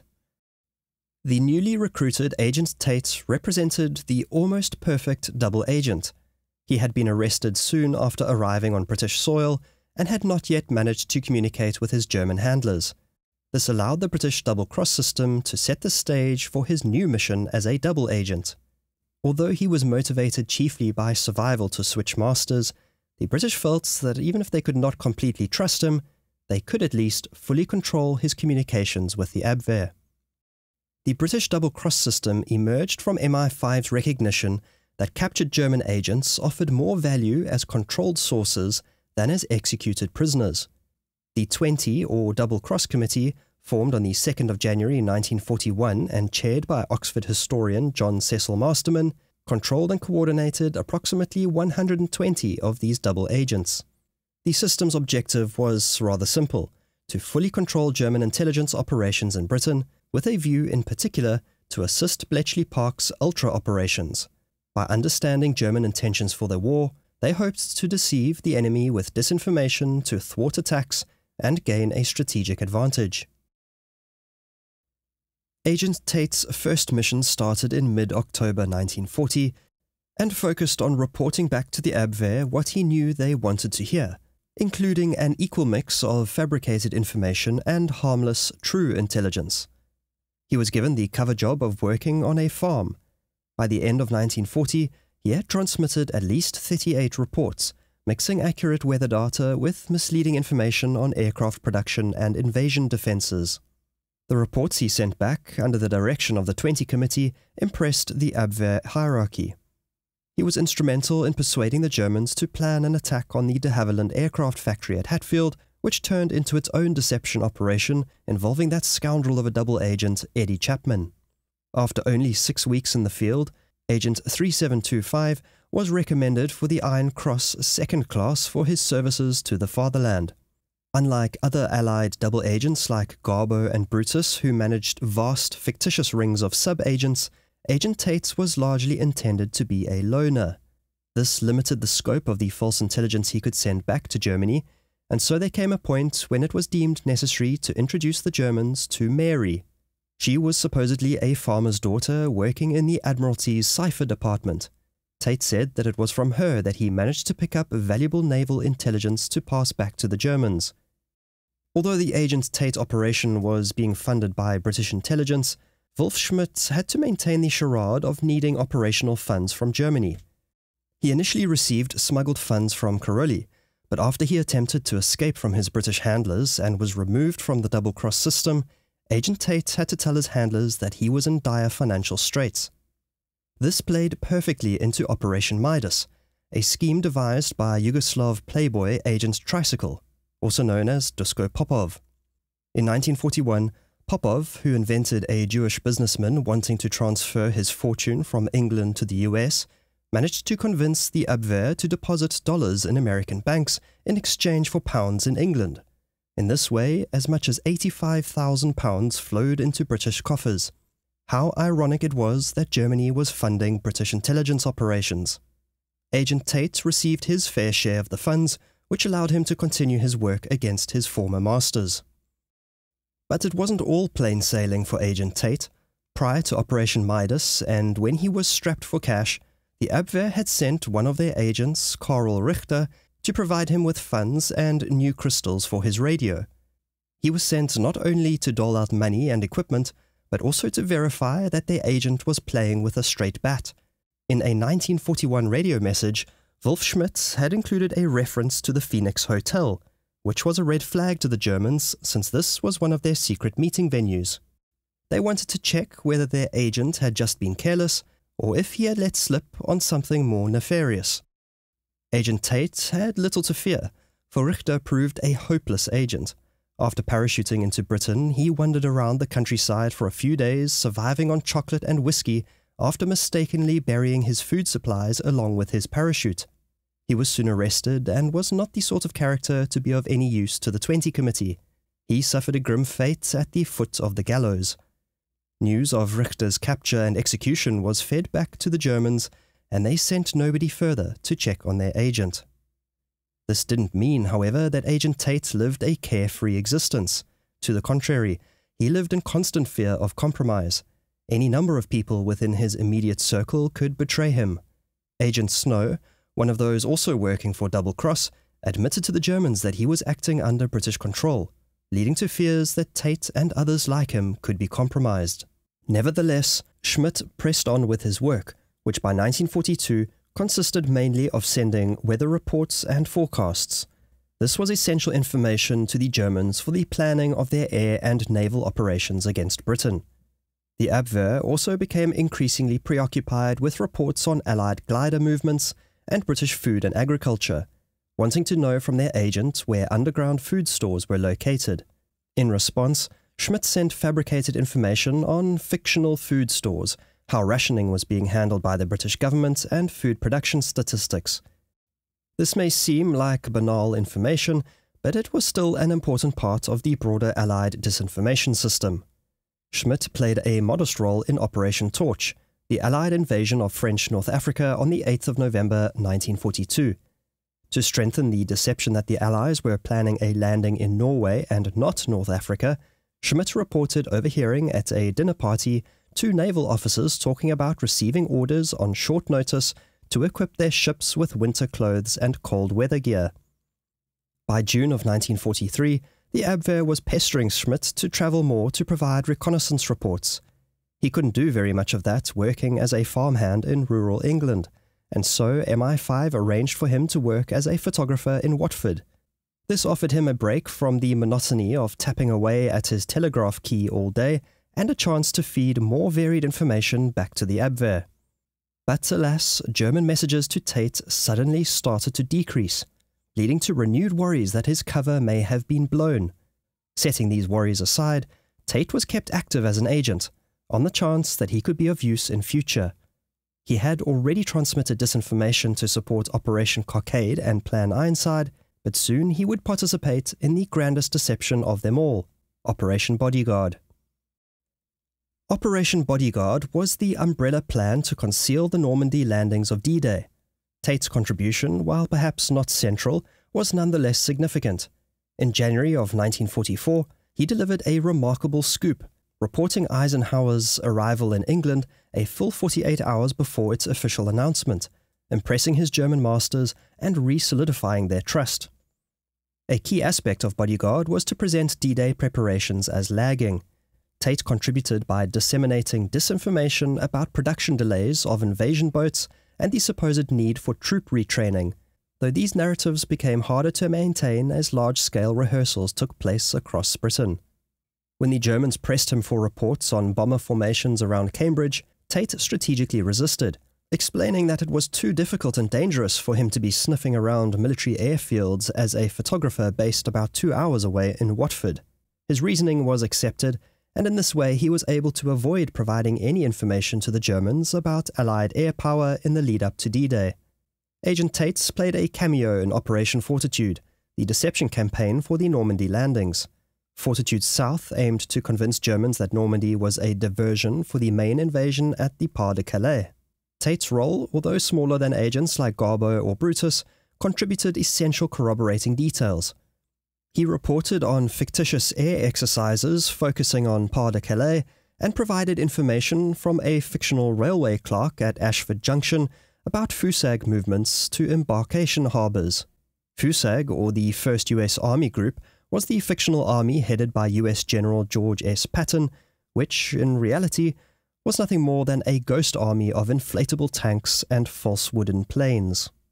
For Fortitude North, targeting Norway, Tate reported on British Ambassador Victor Mallet's consultations in London, supporting the fiction that Sweden would be drawn into the war. Hitler, already convinced of Norway's strategic importance, maintained 17 divisions there, further reinforced by these deceptions. Even after D-Day, Agent Tate still had an important role to play. His focus shifted from invasion deception to naval intelligence and countermeasures against Germany's new V-weapons. He was involved in disseminating misinformation about the V-1 Doodlebug and V-2 rocket campaigns. A notable aspect of this was the deliberate deception regarding V-1 impact points, where he, along with others like Agent Zigzag, exaggerated hits in London's north and west, leading the Germans to shorten the rocket's range and thus strike less populated southern areas. He did the same when the Nazis launched their V-2 rockets, misleading the Germans about V-2 impacts. The result was that thanks to agents like Tate and Zigzag, many thousands of civilian lives were spared in the final months of the war in Europe. Perhaps Tate's most significant deception in the war's final stages was the fictional minefields that he reported on. Beginning in late 1944, he told Germany of the extensive, fictitious minefields around Britain, particularly concentrated south of Ireland near Fastnet Rock, utilizing information from his reliable source in the British Navy, Mary. The information, like always, was a healthy mix of truth and fabrication. The Allies had in fact deployed over 10,000 Mark 17 mines over the period of 1944 to 1945, but just not in the specific area mentioned by Tate. When German U-boat U-1006 was actually sunk by a Canadian frigate southeast of the Faroe Islands on the 16th of October 1944, Tate falsely reported hearing from a British combat ship crewman that the submarine had been destroyed in his fictitious minefield south of Ireland. He reported also that there were 44 survivors that had been captured, and while this was accurate, Tate had completely fabricated the cause and location, attributing the sinking to his non-existent minefield. Then, in March of 1945, U-260, another German U-boat, was sunk by an actual mine just outside Tate's reported false area. This completely convinced the Germans that Tate's intelligence was accurate. The result was that German U-boats received warnings to avoid Tate's reported minefield areas, effectively creating a U-boat free zone for Allied convoys in the war's critical final months. This was, in effect, Agent Tate's last hurrah, but he kept tapping away at his telegraph key until Nazi Germany was in its final dying gasps. On the 2nd of May 1945, just 5 days before Germany's unconditional surrender, Agent Tate received his final message from Germany, thanking him for his service and responding to a question Agent Tate had asked about his personal effects left in Hamburg. After the war, Wulf Schmidt formally adopted the name Harry Williamson and settled into a seemingly ordinary life in Watford, but he could never quite shake the feeling of being watched, perhaps a natural consequence of years leading his double life. He became reclusive, installing cameras and listening devices all around his home and keeping with him a special MI5 phone number to call should he feel threatened in any way. In 1946, Harry married Irene Renée Esther Meiton. The marriage was unhappy from the start, marked by the burden of the Official Secrets Acts, which obliged the couple to keep silent about Harry's wartime activities. He continued to work as a photographer for the Watford Observer, eventually becoming chief staff photographer, and freelanced for the Daily Mirror. But his true passions lay in hobbies like canary breeding, billiards, football, and classical music. Despite trying his best to fall back into the shadows, his past slowly began to surface. When he was tracked down by a German journalist in the early 1960s, Harry reluctantly shared fragments of his story, including showing his iron crosses, first and second class, that his brother had retrieved for him from Hamburg after the war. Later, his participation in protest of Margaret Thatcher's poll tax in the 1990s inadvertently brought him into the public eye, with newspapers dubbing him a Nazi spy and Hitler's Pearl. Eventually, and when he was no longer bound by the Official Secrets Act, Harry chose to tell his full story to author Nigel West, which was published in his book 7 Spies Who Changed the World in 1991. He was by that stage in the twilight of his life, facing a terminal cancer diagnosis. Harry Williamson passed away on the 19th of October 1992 at the age of 80. He was a wartime double agent whose deceptions helped shorten a global conflict, but he was also a private man haunted by his extraordinary past. Agent Tate was one of the longest-running double agents for the Allies, sending more than 1,000 messages on behalf of British intelligence and maintaining the deception until the final collapse of Nazi Germany. A senior Abwehr officer once said of their Agent 3275 that he is our finest pearl. If he is fake, then the whole necklace is false. And indeed, it was.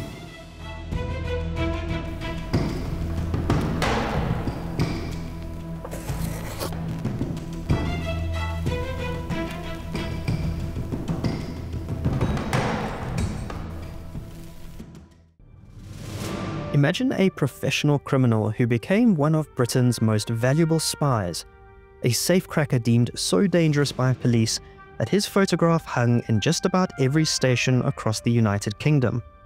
This man, who some said couldn't even pick a lock, somehow became Hitler's most trusted British agent and the only British national ever awarded the Iron Cross by the Nazi regime. He was a man who twice parachuted into Britain during World War II, carrying German explosives, yet he returned to London as a hero rather than a traitor. How did this charming rogue with a string of broken hearts and empty safes behind him become one of the most important double agents of World War II? This is the true story of Eddie Chapman, criminal, lover, spy, and double agent, whose remarkable life zigged and zagged between the shadows of heroism and villainy.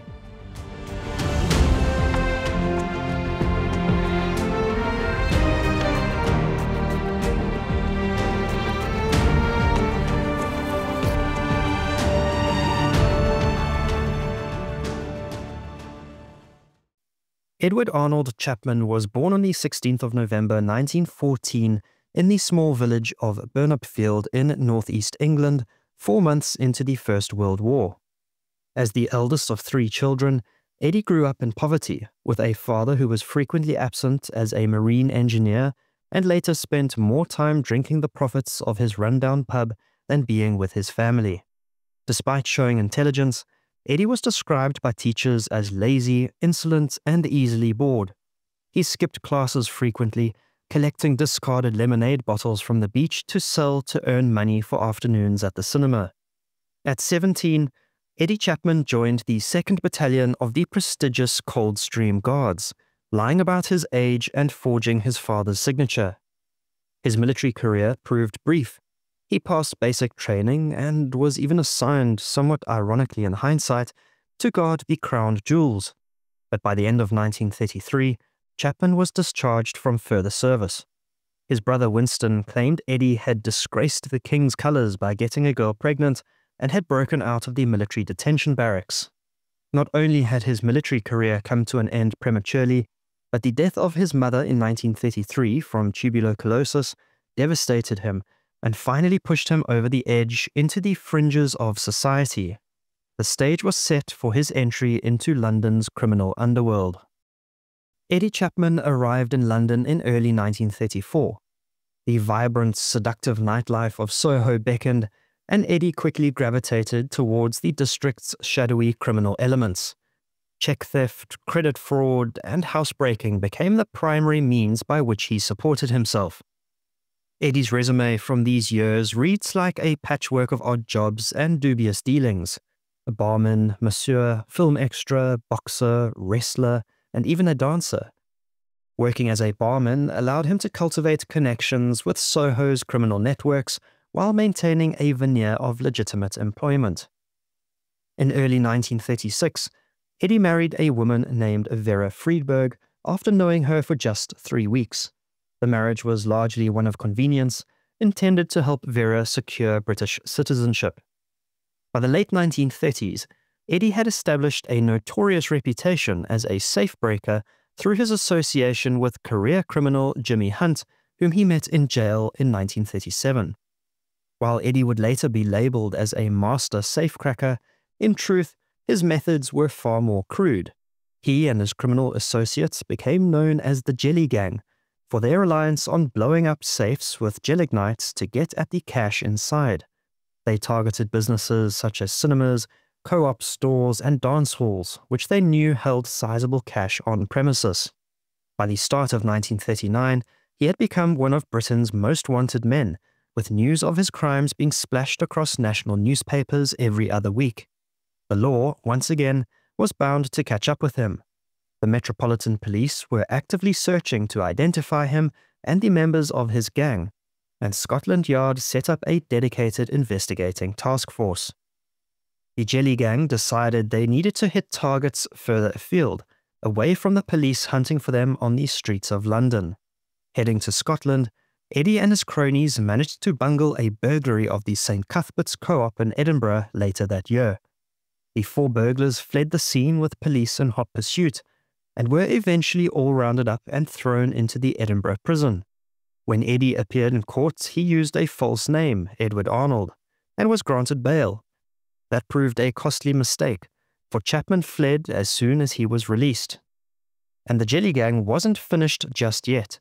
On the 4th of February 1939, they executed another daring robbery at a cooperative store in Bournemouth, making off with nearly £500.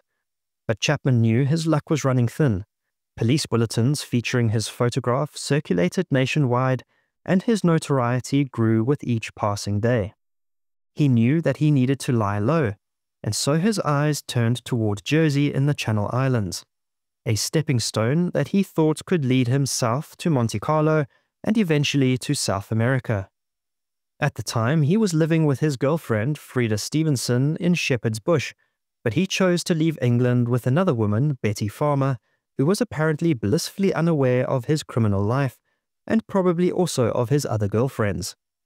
The couple checked into the luxurious Hotel de la Plage on Jersey's waterfront, and for the next week lived the high life, burning through the remainder of Chapman's ill-gotten gains.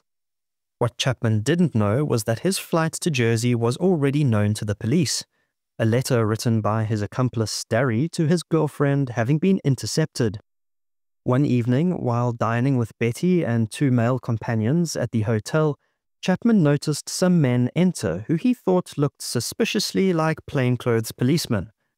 He promptly fled into the night, leaving behind a bewildered Betty. It would be many years and many adventures later before the couple would reunite. Eddie Chapman was now well and truly in a pickle. He decided to break into the West Park Pavilion nightclub to steal funds to pay for his passage off the island. He spent the night in a seedy boarding house, but his notoriety had preceded him, with the landlady reporting to the police that the man she had heard of on the news that morning was staying in one of her rooms. The next morning, Eddie Chapman woke to find policemen at the foot of his bed, who promptly arrested him. This time, there would be no bail, and he soon pleaded guilty to larceny and housebreaking, receiving a 2-year prison sentence with hard labor. He could have counted himself lucky, as it was a far lesser sentence than he would have received had he been tried for his numerous crimes on the mainland. As the summer of 1939 faded into autumn, Eddie Chapman sat in a Jersey prison, watching through barred windows as the war in Europe intensified. He thought at first that he would simply serve his sentence and return to England, hopefully once the fighting was over. History, however, had other plans. On the 30th of June 1940, the unthinkable happened. German forces landed on Jersey, making it the only part of the British Isles to be occupied during World War II. Suddenly, Chapman was no longer just a British criminal, he was a British citizen in enemy hands. Always able to adapt and survive, Eddie Chapman used his imprisonment productively, learning French and befriending fellow prisoner Anthony Faramus. As the grim reality of the Nazi occupation set in, Eddie began formulating a cunning plan in the winter of 1941. Chapman wrote a letter to the German authorities offering his services as a saboteur and a spy. Chapman's primary motivations were twofold. Firstly, to gain his freedom from the cell in which he sat, and secondly, to take revenge against those who put him there, who he perceived to be the English ruling classes. When he received no response to his letter, Eddie Chapman took direct action, striding up directly to the German Kommandantur's office and requesting a meeting with von Stubnagel himself. When the sentry gave him a sideways look, Chapman boldly declared his purpose was geheim, secret. The German commander was initially suspicious of this unexpected volunteer asking to join the German Secret Service. Eddie, employing the same charm that had served him well in Soho's underworld, presented newspaper clippings documenting his criminal past. The timing proved fortuitous. Admiral Wilhelm Canaris of the Abwehr had been tasked with establishing a spy network in Britain in support of Operation Sea Lion, the Nazis' planned invasion of mainland Britain. In late 1941, Chapman was transferred to Fort Romainville, a prison camp outside Paris that the Germans used to house high-value prisoners. There he was interrogated by German officers, including those of the dreaded SS. The Germans were impressed by the skills he acquired through his criminal activities, particularly his work with explosives. Deciding that they would make a saboteur out of him, Eddie found himself released from prison in the summer of 1942 and transported to an elegant villa in Nantes. The villa, under the command of Stefan von Gruning, served as an elite training center for German intelligence operatives. Here, Eddie Chapman entered a surreal world of espionage training under the personal tutelage of Dr. Ackermann, the meticulous German spy master. Eddie Chapman's days became an intensive crash course in espionage. Mornings were spent mastering explosives, including a particularly devious technique for sabotaging coal supplies, hollowing out lumps of coal, inserting explosives, and resealing them so perfectly that they detonated only when tossed into an enemy's factory or ship furnace. In the afternoons, he learned to send and receive Morse code swiftly enough to evade British direction-finding vans. He was also trained in how to use invisible ink and how to conceal messages in everyday items like clothing linings, book spines, and shoelaces. The final stage of his training was parachute jumping. His first jump left him with a sprained ankle, but by the fifth, he was confident and even began to relish the adrenaline rush. The Germans' confidence in Eddie grew as his training progressed, leading them to formulate plans for his first mission, which they grandly codenamed Operation Pastorius. From that point on, Eddie Chapman was to be known as Agent Fritz. Eddie received papers establishing his alias as Edward Arnold, along with a leather wallet containing £1,000 in crisp Bank of England notes, more money than he had ever possessed legitimately. The primary target of his sabotage operation was the de Havilland aircraft factory in Hatfield, a facility crucial to Britain's wartime production of the Mosquito bomber. Eddie was equipped with 2 wireless sets for communication, one disguised within an ordinary suitcase, and a backup miniature set hidden in a shaving kit. In December of 1942, the moment of truth arrived. Chapman was to parachute into Britain to begin his mission. At midnight, he was driven to an airfield where a Fokker-Wulf reconnaissance plane waited with engines running. The insertion did not go smoothly. As the aircraft reached the drop zone over Cambridgeshire, Eddie was unceremoniously kicked out by the dispatcher and momentarily became stuck in the latch. When he finally broke free, Eddie found himself dropping through pitch-black sky, the white canopy of his parachute barely visible above him. The landing was catastrophic. He slammed into the frozen ground with such force that he seriously injured his vertebra. The pain was excruciating, but Eddie knew that discovery meant certain death as a wartime spy. Eddie gathered his equipment scattered across the field, the wireless set, his forged papers, and the explosive materials, and began moving painfully through the dark, unfamiliar terrain. Eddie stumbled for hours through hedgerows and fields, disoriented and becoming increasingly desperate. The silhouette of a farmhouse finally appeared through the gloom of early morning mist. As he approached, Eddie made a crucial decision, one that would alter not only the course of his life, but of the war itself. He decided to work for the British. An elderly farmer answered Eddie's knock, shotgun in hand, suspicious of the stranger appearing before dawn. Eddie claimed to be RAF Flight Lieutenant Edwards, whose plane had crashed nearby. He explained with convincing urgency that he needed to telephone his base. The farmer, still wary, allowed him to use the telephone. Instead of calling any RAF base, Eddie called the local police. The authorities who arrived saw straight through his thin RAF cover story. Eddie's equipment was decidedly not standard issue for British airmen. They were also skeptical of his then offer to work as a double agent. Within hours, he found himself in a blacked-out car heading to London's Latchmere House, which housed an interrogation centre codenamed Camp 020. There he was interrogated by Colonel Robin Stevens, known throughout British intelligence as Tin Eye, for his monocle and intimidating demeanour. Chapman deftly handled the barrage of questions hurled at him by the master interrogator.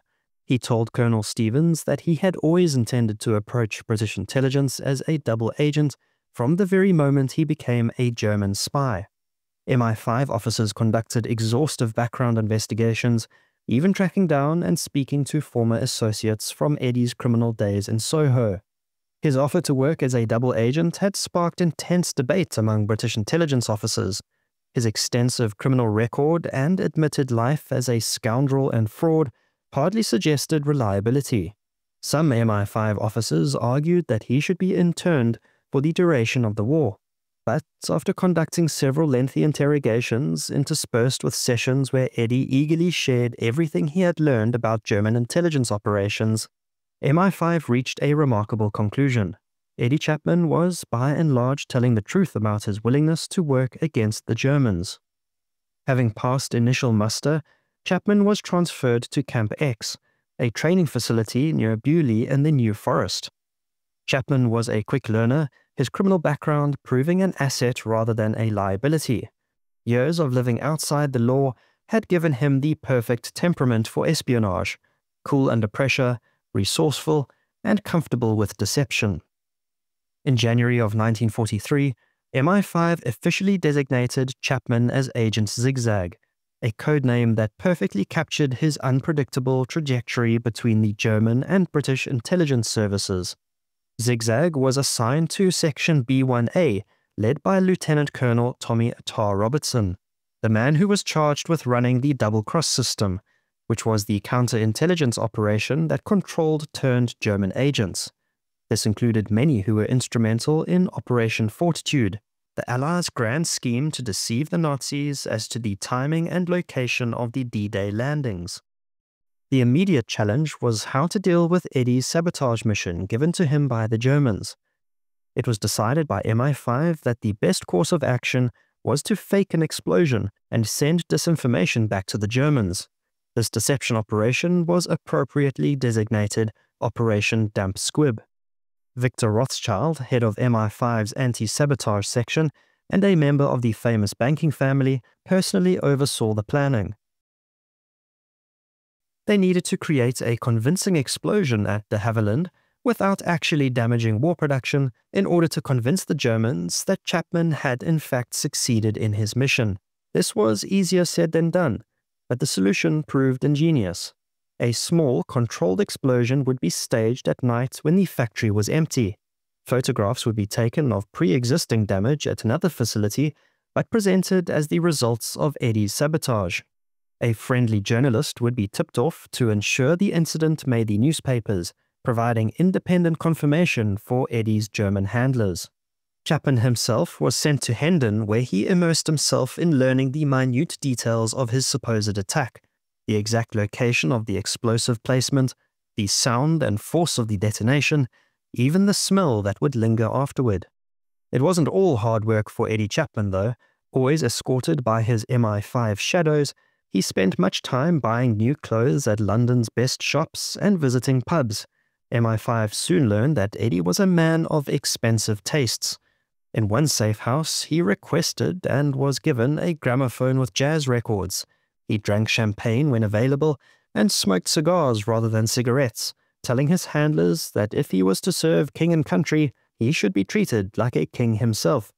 As the date approached for Eddie Chapman's return to his German handlers, MI5 carefully prepared him for the dangerous deception ahead. They provided him with selected military information, genuine but outdated or already known to the Germans, to establish his credibility.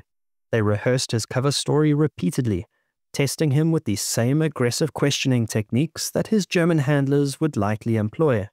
As Agent Zigzag departed for Europe, MI5 knew that they were taking an enormous gamble on Chapman. He was no ordinary agent, and he was playing the highest stakes imaginable. MI5 arranged for him to return to his German contacts via Lisbon, traveling aboard the SS City of Lancaster, departing from Liverpool.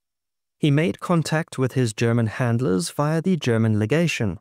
He handed over his carefully prepared intelligence written in secret ink and told of the success of his mission to blow up the factory in de Havilland. Chapman was soon sent back to Paris, where he faced an intense interrogation by the Abwehr, including his primary handler, Stefan von Gruning. Chapman was in his element, and based on his convincing reports of the de Havilland factory sabotage, Chapman's status was immediately elevated to that of Germany's most successful spy. For this, he was awarded the Iron Cross, making him the only British national known to have received this prestigious German military decoration for spying on behalf of the Third Reich. It was clear that the Nazis trusted their agent implicitly. He had them hook, line, and sinker. By this point, Eddie Chapman was deserving of a much-needed holiday, and so the Germans dispatched him to Norway. The holiday aspect tied in nicely with him being able to meet up with one of his handlers and to receive further training and briefing for his next mission. Not long after his arrival in the summer of 1943, he met a woman named Dagmar Lalem in the Oslo Ritz. They spent their days together sailing, swimming, and making love, a surreal interlude of normalcy amid the chaos of war. But it wasn't all play for Agent Zigzag. It turned out that Dagmar was working for the Norwegian resistance. They teamed up to gather intelligence for the British. Chapman was a keen photographer and liked to photograph his new girlfriend. That she would pose mostly outside military installations and fortifications while Eddie snapped away was surely just a coincidence. All good things must, however, come to an end, and Chapman soon had to say a sad farewell to Dagmar. After 11 months of clandestine R&R, it was time for Agent Zigzag to head back into the fray. In early 1944, Chapman was preparing to parachute back into England for his second spy mission. His task was to investigate why German U-boats were being lost in unprecedented numbers. The Kriegsmarine suspected the British had developed a new airborne radar system capable of detecting submarines on the surface at night or in poor weather, an alarming prospect that threatened the viability of Germany's Atlantic campaign. Chapman was tasked with gathering intelligence on these radar technologies and British anti-submarine tactics. He had attempted to make the trip across the Channel from Norway twice, but both times his departure had been cancelled. In the intervening period, the tide of the Second World War was turning decisively against Germany. The pivotal Allied invasion of Normandy, or D-Day, started on the 6th of June 1944. This event fundamentally altered the strategic landscape, including Eddie Chapman's second and final mission for Nazi Germany. A few days after D-Day, the Nazis began launching their pilotless, jet-powered flying bombs, the V-1s, towards London. The buzz bombs, or doodlebugs, as they were called by the British, were Hitler's secret weapon trump card, rarely his final gambit at staving off defeat. Chapman's mission was redirected towards informing the Germans of the effectiveness of their new long-range weapons and whether they were hitting their targets in London. Eddie was given the best equipment available for his mission: 2 cameras, a new wireless radio, a collection of poisons, a revolver, and £6,000 in cash. In the early hours of the 27th of June 1944, a lone Junkers aircraft flew over 6 Mile Bottom in the Cambridge Fens. The bomber was flying alone, and Chapman feared that the plane might be shot down by his own countrymen before reaching England. As he parachuted down, it was windy and slightly misty. The landing was again difficult. He landed hard on a country road between Cambridge and Newmarket, briefly knocking himself unconscious. After recovering, he cut loose his parachute pack and immediately sought out the British authorities. The local police got in touch with MI5, who were, thanks to ultra intercepts, prepared for Chapman's return. After meeting with the police, he was soon driven down to London in a small Austin 7. Within 5 hours, Eddie Chapman was having lunch with MI5 officers at the Naval and Military Club, led by his old friend Colonel Tommy Robertson. But the backslapping reunion was soon over. Not everyone at MI5 was happy to see Agent Zigzag again. His new handler, Michael Ryde, regarded Chapman as an encumbrance and an embarrassment, and made it his personal goal to expel Chapman from the British Secret Service at the first opportunity. MI5 had in fact already decided that this mission would be Eddie's last. He was too much of a loose cannon, and the worry was that he might cause more trouble than he was worth.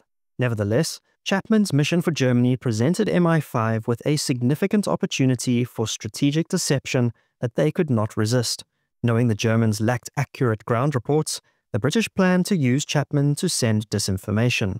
The plan was to exaggerate the impact of V1s in areas north and west of London, while minimizing reports from the south and east. The strategic goal was to deceive the Germans into shortening the V1's range, diverting attacks away from heavily populated areas towards less critical targets.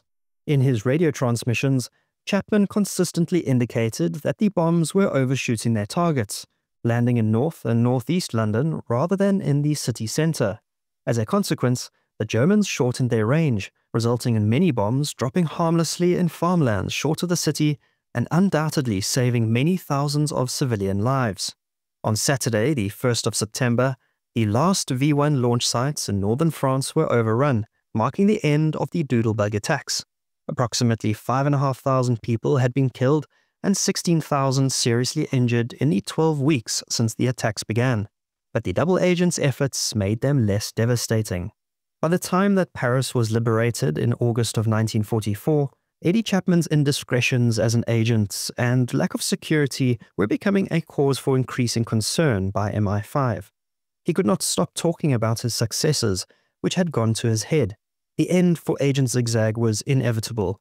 In early November 1944, and as the Allies advanced towards Berlin and the need for his services lessened, Eddie Chapman was dropped by the Double Cross Committee. MI5 formally terminated his employment as Agent Zigzag, and he was given a £6,000 payment, which is equivalent to approximately £260,000 today. He was also pardoned for his pre-war crimes. He was told in no uncertain terms that his wartime activities were subject to the British Official Secrets Act. The war's final months passed with Chapman in a strange limbo. Though no longer actively employed by MI5, he remained under surveillance. His movements and contacts were monitored by British intelligence, who were concerned about potential security breaches. When victory in Europe was declared in May of 1945, Chapman celebrated along with millions of his countrymen. But while others could share their war stories, Chapman's remarkable contributions remained classified under the Official Secrets Act. The criminal-turned-spy had served his country with extraordinary courage and cunning, yet could tell no one about it. After the war, Eddie Chapman reunited with Betty Farmer, the woman he had been forced to abandon after his arrest in Jersey. Their relationship endured despite the intervening years and Eddie's numerous other romantic entanglements. On the 9th of October 1947, they married quietly at Chelsea Register Office. Chapman published his first account of his life, The Eddie Chapman Story, in 1954. This covered parts of the time he spent in Germany, but necessarily omitted any mention of his work for MI5. This selective telling resulted in newspapers labeling him a traitor, accusations Eddie could not publicly refute due to the restrictions of the Official Secrets Act. Eddie's post-war life was characterized by material excess and varied business ventures. He owned a succession of yachts, drove a Rolls-Royce, and even purchased a steamer at one point. Together with Betty, he opened and operated several nightclubs and even a health spa. The line between Chapman's legitimate business and criminality remained blurry. He was linked to smuggling operations in Tangier, and in the early 1960s became embroiled in a bizarre plot involving the pretend kidnapping of businessman Shiv Kapoor. In 1966, Eddie finally received permission to publish The Real Eddie Chapman Story, which revealed aspects of his double-agent career. The public response was immediate and enthusiastic. Chapman became a celebrity overnight, appearing on television and radio to discuss his exploits as Agent Zigzag. The book was subsequently adapted into a film titled Triple Cross, but the man could not help himself but fall back into criminality, being implicated in a Nigerian currency fraud scheme in the 1970s. As Eddie aged, his legitimate business ventures crumbled and his health deteriorated markedly. The back pain that had plagued him since the war worsened progressively, and a major stroke in the 1980s confined him to a wheelchair. His final years were spent in a private nursing home near St. Albans, and despite being largely bedridden, he continued to entertain visitors with his stories and irrepressible charm. On the 11th of December 1977, Eddie Chapman died of heart failure at the age of 83. He was survived by his wife Betty and daughters Diane and Suzanne. Eddie Chapman's death passed without significant public notice. The obituaries that did appear were generally complimentary, describing him as a brave man who had served his country despite his unconventional methods and background. The full extent of Eddie's wartime exploits remained classified until 2001, when his MI5 files were finally released to the UK National Archives. These documents, comprising over 1,700 pages, revealed previously secret details of his life as a double agent. While Eddie Chapman had received the Iron Cross from Nazi Germany, he received no official recognition from the country he ultimately served, Great Britain. Eddie Chapman, the safecracker, lover, spy, traitor, rogue, and hero, defied easy categorization in life and continues to do so in death. His is a story not of pure heroism, but of human complexity, of how the very qualities that make someone an outlaw in peacetime can make them invaluable in war. Yet for all his moral ambiguity, one fact remains undisputed. When his country needed him most, Eddie Chapman answered the call. The safecracker became a spy, the criminal became an agent, and Agent Zigzag earned his place in the hidden history of Britain's finest hour.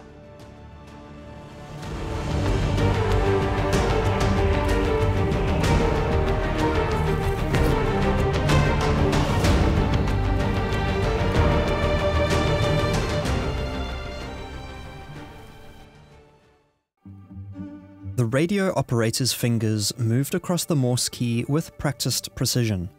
In a cramped attic room in Richmond Hill in London, each tap sent another carefully crafted lie racing through the ether towards Nazi Germany. The messages bore the authentication codes of Agent Hubert, a trusted German spy who had penetrated the highest levels of Allied command. But the man dictating these reports wasn't German at all, nor did he hold any loyalty to the Nazis. Roman Czerniawski was a Polish patriot who had already survived capture, recruitment by the Abwehr, and a desperate flight to freedom. Now, in the spring of 1944, his fabricated intelligence about phantom American armies massing in southeast England was being read by Adolf Hitler himself. The irony was exquisite. The Führer, studying reports of General Patton's fictional invasion force, had no idea that his most trusted source was a man whose hatred for the Nazi regime burned with the intensity of 1,000 suns. Roman Czerniawski was a wartime double agent who was nearly lost to history.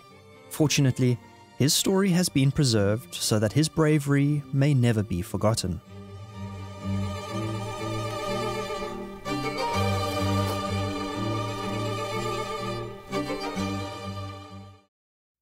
Roman Garbo Czerniawski was born on the 6th of February 1910 in what is today Tovst in western Ukraine. Back then, the region was part of the crumbling Austro-Hungarian Empire. Roman was ethnically Polish, but his nation as a state had been erased from the map for over a century. When the nation was miraculously resurrected in 1918, young Roman found his calling in its reborn military. For a decade before the Second World War, he served as a captain with the 1st Regiment of Aviation near Warsaw. Standing at an imposing height, he had to fit his lanky frame into aircraft designed for smaller men. His physical presence was matched by his intellect. He was a man who commanded attention in any room he entered. By the late 1930s, he had become the kind of officer Poland desperately needed. Brilliant, dedicated, and uncompromising in his devotion to the motherland. The prestigious Higher War School in Warsaw, Poland's premier military academy, molded him into a first-class general staff officer. Captain Czerniawski was serving in the organization department of the Polish Air Force when war broke out on the 1st of September 1939. German tanks rolled across the border, and within weeks, his country had once again vanished, caught between the Nazi war machine and Stalin's Red Army in a pincer movement that crushed Polish resistance without mercy. Tasked with the impossible mission of organizing air defenses around Lublin using whatever depleted aircraft remained from the devastation in Warsaw, he witnessed firsthand the terrible efficiency of German combined arms tactics. The Luftwaffe had achieved air superiority within days, leaving Polish ground forces exposed to devastating dive bomber attacks.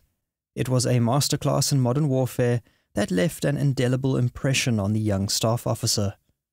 As Poland collapsed around him, Czerniawski faced a choice that thousands of his countrymen would confront: accept defeat or continue the fight from exile.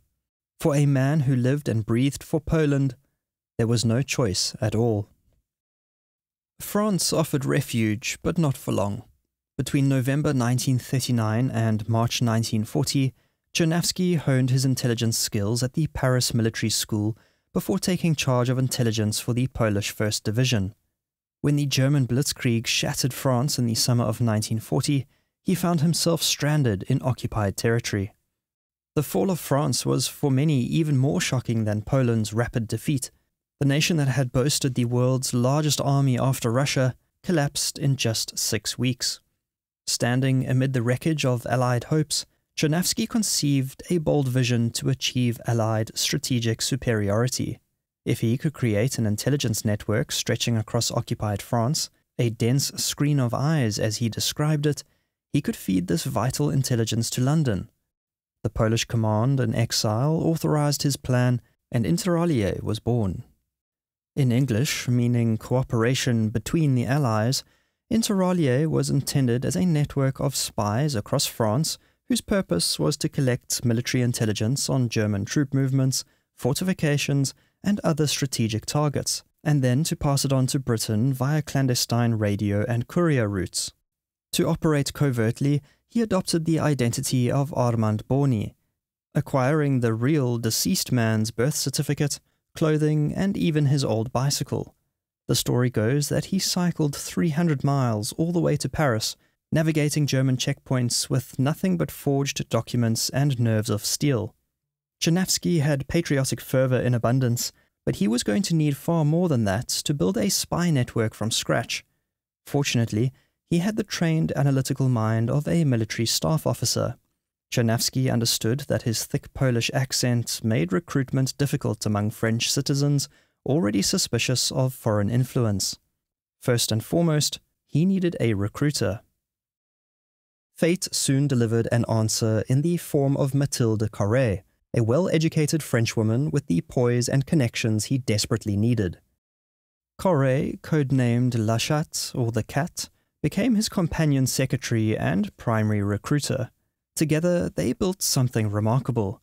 Carré found willing recruits, and Czerniawski trained them in the fundamentals of espionage, teaching them to observe German organizational insignia and color-coded markings with scientific precision. The network's growth was meteoric. Czerniawski astutely analyzed the stages of French public reaction to Nazi occupation, from initial shock and bewilderment to resignation, then annoyance, and finally a growing hatred that fueled desire for action and resistance. This provided the perfect recruiting environment for his expanding organization. Czerniawski divided his network of over 160 agents into 14 sectors with specialized protocols for safe houses and courier drops, sometimes using a busy language school or public lavatory as letterboxes. He trained agents to read German military markings systematically. A white horse meant infantry, yellow piping could indicate armor. Reports were often hundreds of pages with hand-drawn maps smuggled in film canisters. This provided London with the complete German order of battle in France down to the company level. They identified 22 German divisions in France, using the enemy's own color-coding system for regiments to create detailed intelligence assessments. Beyond troop movements, they gathered data on ammunition dumps, aerodromes, naval installations, and the mysterious new radar sites appearing along the French coast. These intelligence treasures were photographed, hidden on undeveloped film, and smuggled out through an elaborate courier system. Agents learned to cross the demarcation line between occupied and unoccupied France, then slip across the Spanish border to mail their film rolls to British contacts. Polish radio experts, meanwhile, built transmitters that sent regular reports directly across the channel to London. Czerniawski himself made 18 illegal crossings of the demarcation line, each one at significant personal risk. But success bred vulnerability. Czerniawski's focus on aggressive intelligence gathering, leveraging rapidly expanding groups of enthusiastic but amateur patriots, created structural weaknesses. The network grew too fast, without the rigid compartmentalization and deep cover protocols of a mature intelligence service. He was a brilliant analyst and organizer, but not yet a master of counterintelligence. The end of inter alia came with devastating swiftness. In November 1941, an informer betrayed the network to the Germans. Hugo Bleicher, an officer of the Abwehr, began closing the net with methodical precision. Mathilde Lachat-Carré was arrested first. The woman who had been Czerniawski's trusted deputy and lover faced a terrible choice in her Gestapo cell. Bleicher, speaking fluent French and displaying an intimate knowledge of inter alia operations, made the stakes crystal clear: cooperate or be executed. Faced with torture and certain death, she broke.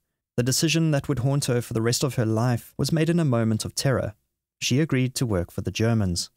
In exchange for her life, she received German gold and Bleicher's protection. Some whispered that she had become his mistress, though the truth of their relationship remains murky. What was certain was her systematic betrayal of dozens of former comrades. She provided Bleicher with names, addresses, meeting places, and operational details that allowed the Abwehr to roll up inter alia with devastating efficiency. The network's security had always been its weakness. Unlike professional intelligence services with their rigid compartmentalization, inter alia operated more like an extended family. Agents knew each other, socialized together, and shared operational details that should have been kept strictly separate. When Carré began talking, she was threatening the exposure of virtually the entire organization. On the night of the 17th of November 1941, they came for Czerniawski. The arrest was swift and professional. No dramatic chase or shootout, just a knock on the door and the cold reality of handcuffs. With its leadership captured and its secrets exposed, the inter alia network was shattered. Within weeks, over 60 agents found themselves in German custody, facing interrogation and likely execution. The spymaster who had built France's most effective resistance organization found himself in a Gestapo cell, awaiting what seemed certain death. In those dark hours, Czerniawski must have reflected on the cruel irony, betrayed not by German counterintelligence brilliance, but by the weakness of someone he had trusted with his life. But Czerniawski had one saving grace. He had not fallen into the hands of Heinrich Himmler's brutal SS. He was a captive of the Abwehr, German military intelligence, an organization whose chief, Admiral Wilhelm Canaris, was secretly working against the Nazi regime. This distinction would save his life and change the course of the war. For 8 months, Czerniawski sat rotting in Fresnes prison, fully expecting to face a firing squad. He endured 6 weeks of brutal interrogation, refusing to betray his agents. Once it became clear to the Abwehr that Czerniawski would never crack, they chose a different tack. The Abwehr were desperately short of qualified intelligence agents, and here was a man who had built one of the most effective spy networks in occupied Europe. Perhaps he could do the same for them. The offer came from Colonel Joachim Rohleder, an Abwehr officer who recognized Czerniawski's abilities and respected his unwavering loyalty to his network. The deal that was offered presented far more to Czerniawski than he ever could have hoped for. So long as he agreed to work for Germany, he would walk free. More importantly, his captured inter alia comrades would be treated as prisoners of war rather than executed as spies. Czerniawski's initial refusal of the deal gave way once he learned of the German armies sweeping toward Moscow and Stalingrad in the autumn of 1941. Telling his captors that he now believed Poland's destiny lay in German hands, he agreed to serve the Reich. The Germans were convinced of his sincerity, but taking no chances, they kept his mother, brother, and other captured agents as hostages. A signed agreement made it clear. One act of betrayal would mean their execution. What the Germans didn't know was that from the very moment he signed their agreement, Czerniawski had betrayal in mind. His apparent conversion was a masterpiece of deception, born from a Polish patriot's desperate calculation that he could serve his country better as a German spy than as a dead martyr. In July of 1942, the Abwehr staged an elaborate escape for their new agent. Hugo Bleicher, the man who had arrested him, was ordered to allow Czerniawski to flee during a prisoner transfer. Czerniawski made his way across Europe to Madrid, where the Abwehr completed his transformation from captured resistance leader to active German agent. They provided training in codes and tradecraft, gave him 2 radio crystals hidden in his shoe heels, a detailed questionnaire about British military capabilities, money, and a cyanide capsule to be used should he be captured. In January 1943, Agent Hubert, as he was known to the Germans, boarded a flight to London with the help of the French resistance. To them, he was an escaped prisoner of war who hoped to head west to continue his fight against the Nazis. The reality of the situation was far more nuanced than that. When Czerniawski arrived in London, he was a very nervous man indeed. He presented himself to British intelligence with an offer to work for the Allies, but said nothing about his German recruitment. Given the hostages left behind and his uncertainty about Abwehr penetration of Polish headquarters in London, his silence was understandable. But it created a crisis of trust among Polish officers. Some defended him as trustworthy, while others questioned his loyalty. British intelligence was also naturally suspicious, unable to completely rule out that Czerniawski might be a triple agent. After weeks of interrogation, Czerniawski came clean, presenting his handlers with a 64-page typed confession titled The Great Game. In it, he revealed his mission for Germany: to report on British aircraft production, gather high-level political intelligence, and even foment discontent among Polish forces in Britain. He insisted, however, that his true intention was always to serve as a double agent, working to destroy the Nazi regime from within. MI5 remained suspicious, yet optimistic. Thanks to codebreakers at Bletchley Park reading German Enigma traffic, they already knew about Agent Hubert. They still feared Czerniawski might be a sophisticated triple agent whose reports would need to be interpreted in reverse to find the truth. As MI5 weighed their options, Czerniawski did something that had the unintended consequence of solidifying trust with British intelligence. A fervent anti-communist, Czerniawski learned that a senior Polish Air Force general had attended a reception at the Soviet embassy in London. In response, he authored and distributed a pamphlet denouncing the general's actions as a betrayal. The Polish authorities had no choice but to arrest him for gross insubordination. Paradoxically, this crisis sealed his value. The court-martial was something the Germans would never have ordered or predicted. It was authentically Czerniawski. His principled, seemingly self-destructive act proved to MI5 that his political convictions were genuine and that he wasn't following a German script. And so the faction within MI5 arguing in his favor won the debate. He was officially brought into the double-cross system, but kept on a tight leash. No longer permitted to operate his own radio transmitter, he was initially used only for passing low-grade intelligence. He was given a new code name that perfectly captured MI5's view of their conflicted asset: Agent Brutus. As 1944 dawned, the Allies faced their greatest challenge of the war, landing on Hitler's Fortress Europe. Operation Overlord would succeed or fail based on achieving tactical surprise against the formidable Atlantic Wall. This was a network of bunkers, gun emplacements, and obstacles stretching from Norway to the Spanish border. Field Marshal Erwin Rommel had spent months strengthening these defenses, placing millions of mines and obstacles along the beaches. The Germans had 50 divisions in France, including 10 panzer divisions capable of crushing any invasion force if they could concentrate at the landing point. This gave birth to Operation Fortitude, the most complex deception plan in military history. The concept was enormous in its scope. Convince the German High Command that the main Allied invasion would strike at Pas-de-Calais. This was, after all, the shortest sea crossing and most logical target. The real landings along the Normandy beaches would appear as merely a diversionary attack. To achieve this monumental deception, the Allies created an entire phantom army, the First U.S. Army Group, or FUSAG, supposedly commanded by General George Patton and based in southeast England. This ghost force was brought to life through an orchestra of deception.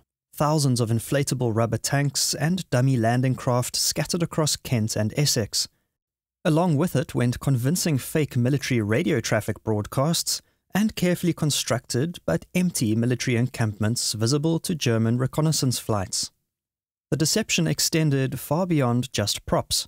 Real units were repositioned to support the illusion, while double agents fed carefully crafted and choreographed intelligence to German handlers.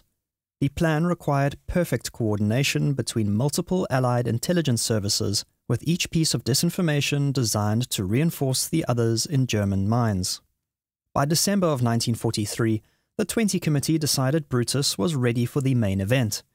His credibility with German handlers remained remarkably high, so much so that the Abwehr believed he was attached to Eisenhower's own staff.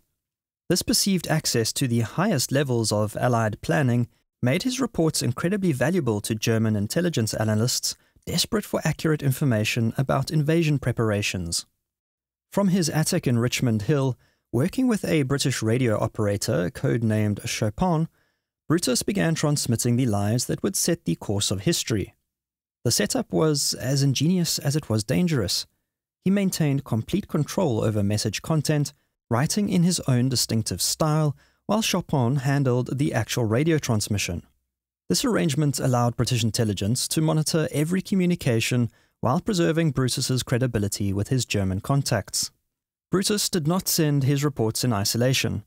They were carefully coordinated with other double agents, most notably Juan Pujol García, who was Agent Garbo, who had created a vast network of 27 fictitious sub-agents across Britain. While Garbo provided breadth through his phantom network, Brutus provided the sharp, seemingly authentic observations of a military insider watching the build-up. The scale of coordination was breathtaking. Various other double agents were also in on the act, from Serbian playboy Dusko Popov, Arthur Owens, who was the first German agent captured and turned, to Peruvian socialite Elvira Chaudoir and Russian-born Frenchwoman Natalie Sergueiew. In March of 1944, Brutus reported false preparations for an Allied attack on Norway from Scotland, reinforcing the separate Fortitude North deception. This phantom threat tied up an entire German army in Scandinavia, 27 divisions that could have been rushed to Normandy.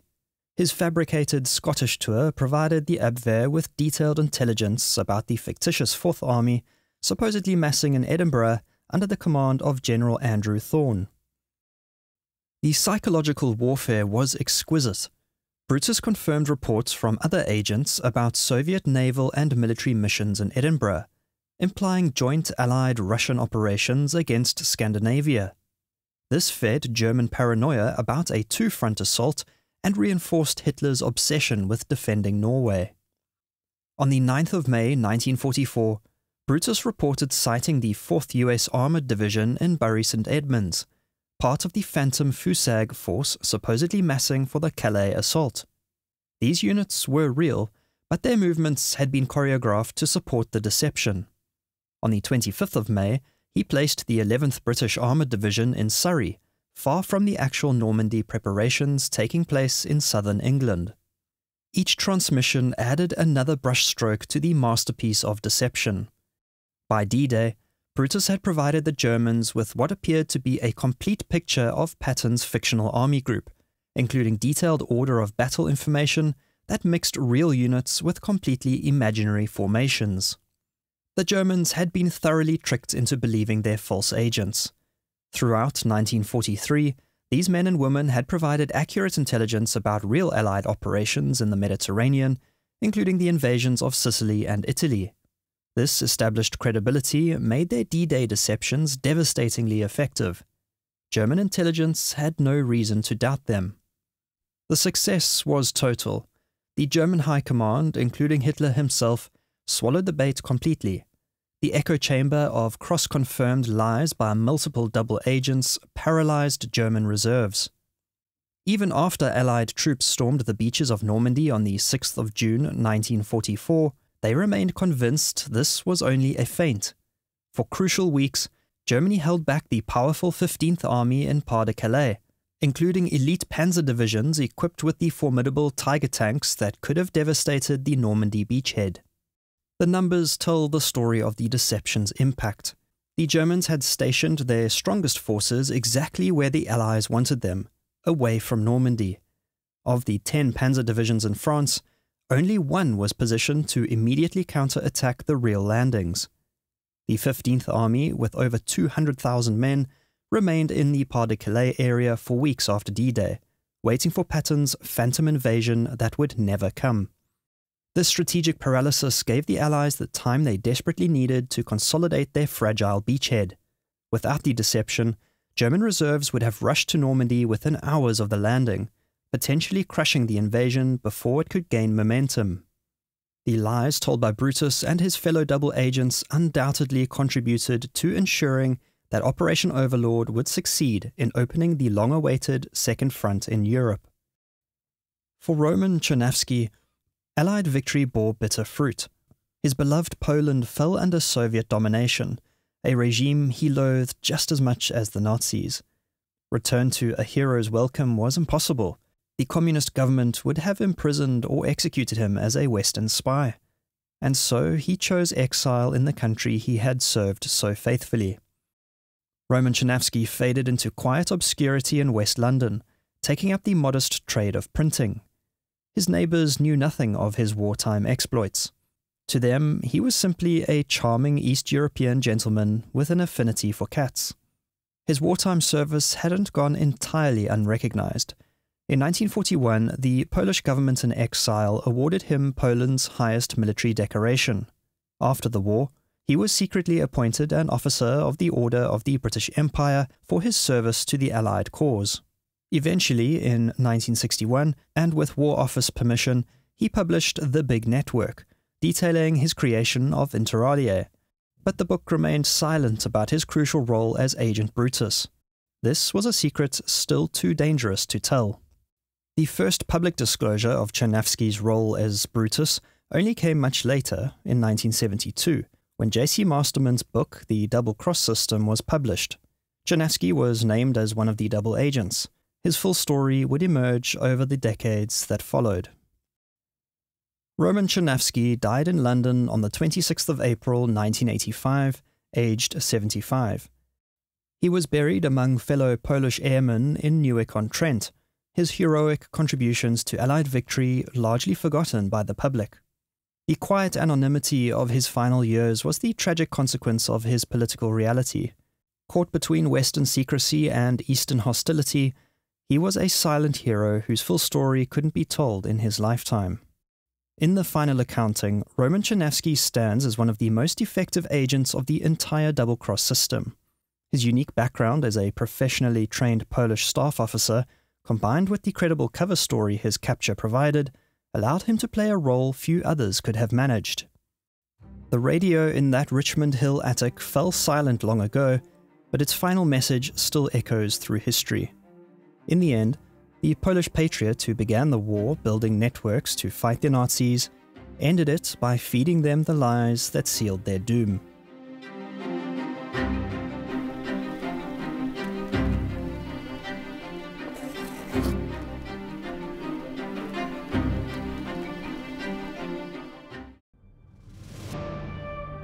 It is December 1943. Operation Fortitude, the Allies' grand plan to mislead the Axis powers about the location of the D-Day landings, is in full swing. Key to the misinformation campaign was a collection of misfit spies, described by Ben McIntyre as a bisexual Peruvian playgirl, a tiny Polish fighter pilot, a mercurial Frenchwoman, a Serbian seducer, and a deeply eccentric Spaniard with a diploma in chicken farming. The mercurial Frenchwoman was Russian-born Natalie Sergueiew. Known as Lily, she served as a double agent by working for both the German Abwehr and British military intelligence MI5. Despite her contribution to the war effort, her legacy has been overshadowed by an incident involving her pet dog Babs. Now, for the first time, author Peter Winnington has penned a biography of the life of the intrepid 5th D-Day spy, and one which tells the personal side of Lily's complicated tale. This then is the story of Lily Sergueiew, the forgotten D-Day spy.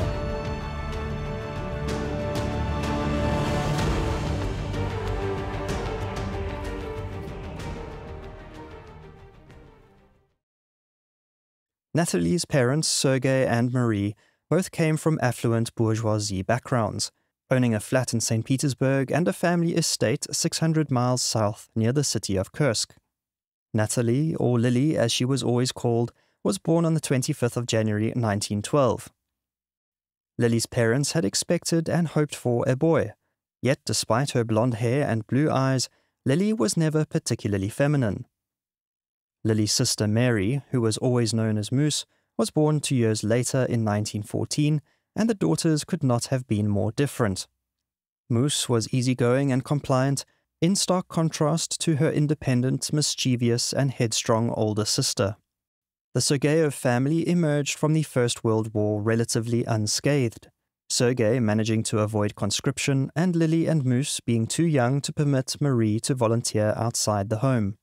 The family's fortunes took a downturn in 1916 when their St. Petersburg apartment was burgled by thieves let in by the chambermaid.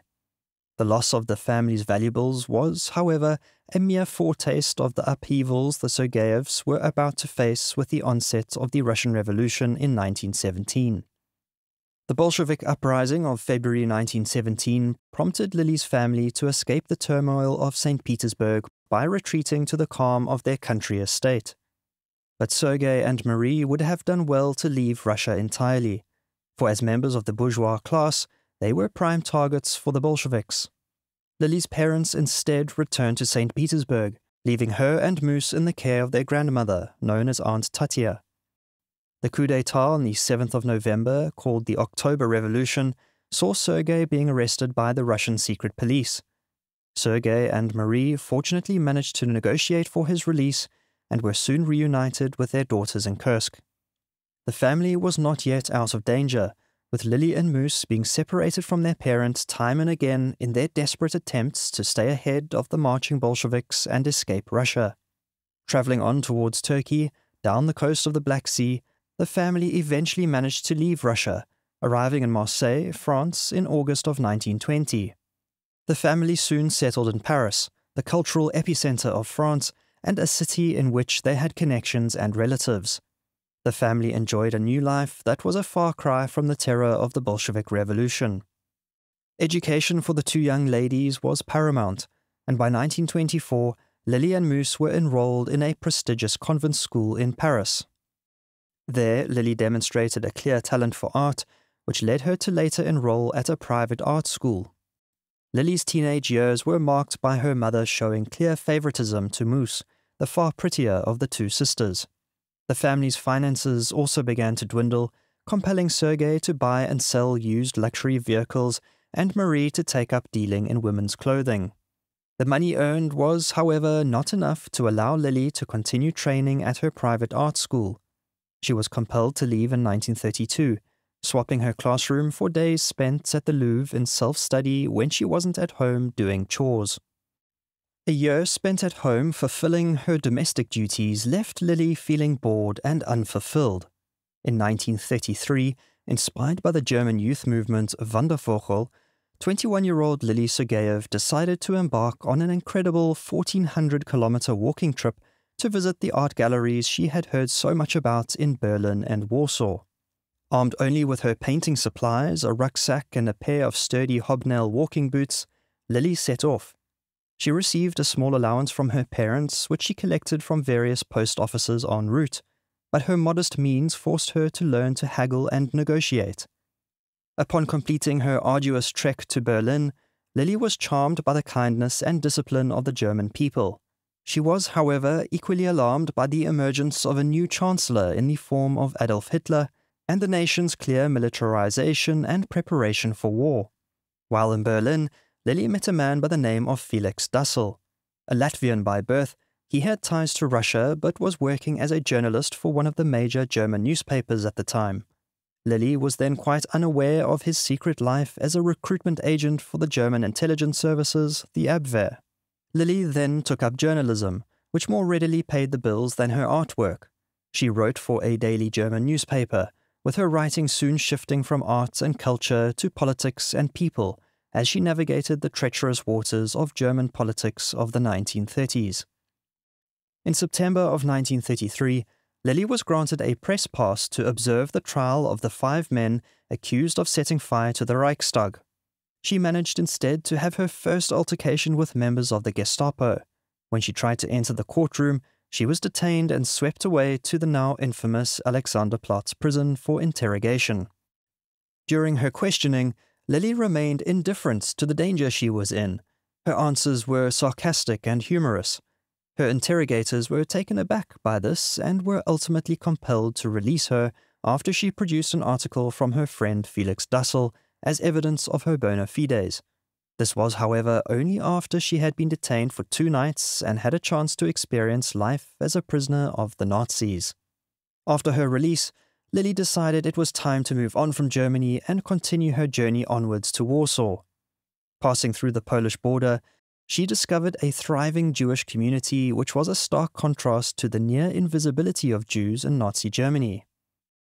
Lily continued on, trekking hundreds of kilometers on foot to eventually reach Warsaw. She then switched from walking to cycling, moving on to Latvia, then across the Baltic to Sweden, making her way through Denmark, Germany, Holland, and Belgium, finally returning to France in 1934. Upon returning to Paris, she exhibited her art at a private gallery. Her collection of landscapes, portraits, and cartoons created during her travels, although well received, achieved only modest sales. It didn't take long before Lily had planned her next cycling expedition, this time along with her friend and fellow artist, Genevieve Dondres.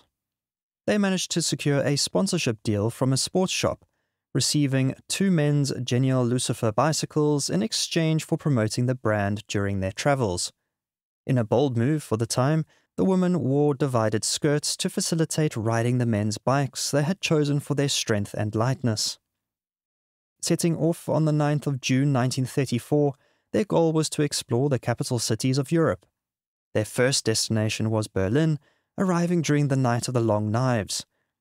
Undeterred by the political tension, they spent a month exploring the city before making their way southwards.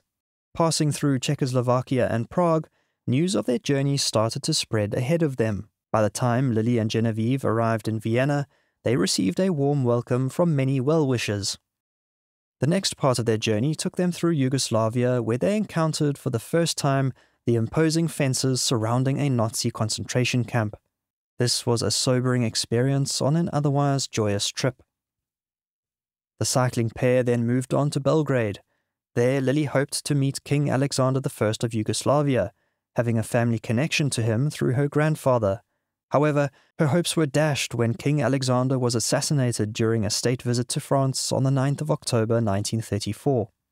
Although she didn't manage an interview with the king, she did later interview Hermann Göring, one of the most powerful figures in the Nazi Party. As a journalist, Lily was starting to make a name for herself, moving around Europe, interviewing influential figures, and writing articles for newspapers such as La Jour and Le Petit Journal. Yet all was not well for Lily.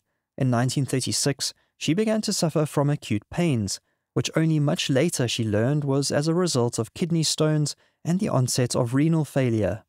She experienced the worst of her then undiagnosed malady in the summer of 1937, but it was an illness that would plague her for the rest of her life. The end of 1936 saw Lily approached by her longtime acquaintance and fellow journalist Felix Dussel.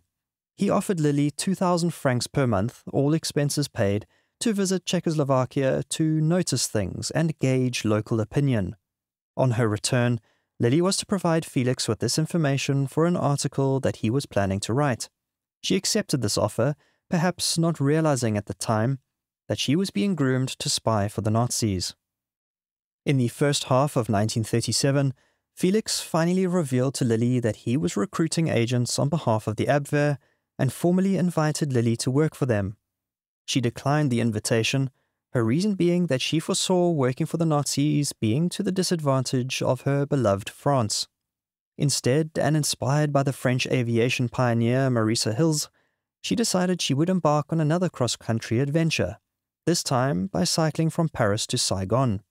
Lily was again able to secure a sponsor for her trip, this time from the bicycle manufacturer Caminard. The French company, famous for its Featherlight Duralumin alloy bicycles, gifted Lily a high-performance model. Lily had become a familiar figure in the French media, and so set off on her journey on the 23rd of September 1938 amidst much fanfare and a guard of honor. Her trip was, much like before, marked with harrowing adventures and treacherous terrain and weather. After journeying hundreds of kilometers east across Europe, Lily eventually found herself in a small Montenegrin village. Calling on the local police station, the constabulary very kindly provided her with food, clean clothes, and a place to sleep. Setting off the next day, this time on steep tarred roads, Lily met with a disastrous accident while travelling some 50 kilometers an hour downhill. A group of wood-laden donkeys and ponies were being led up the steep hillside in the opposite direction. She collided head-on with a donkey while going at terrific speed. Lily was knocked unconscious during her fall, and her bicycle was severely damaged. The impact was so great that the donkey was killed. The men driving the animals fled, thinking that Lily had died along with their donkey. When she regained consciousness, Lily was miraculously able to cycle another 240 kilometers to Salonika on her damaged bicycle.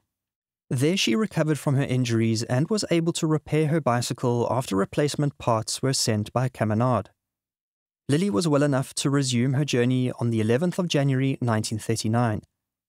She was bound for Turkey, a country that she had been warned against travelling through. Despite an encounter with a customs official intent on confiscating her bicycle, she eventually made it to Ankara, where she was greeted by a welcoming crowd of locals. Leaving Turkey was another story altogether, with the authorities prohibiting her from leaving on her bicycle given the tense political situation developing in the country at the time. But Lily was resolute. She plotted an indirect route, intending to cycle through deserted areas to avoid detection by the police. To throw off the authorities, she purchased a train ticket and secretly left Ankara with the help of friends. With a small map and her sense of direction, she embarked on yet another challenging journey through the steppe and deserts with the police hot on her trail. Sleeping out in the open, getting severely lost, being pursued by dogs, and having to cross a fast-flowing irrigation channel with her bicycle held high above her head were just some of the obstacles she encountered. The pursuit ended when the authorities eventually caught up with her at the foot of the Taurus Mountains. She was escorted back to the town of Eregli and then Konya.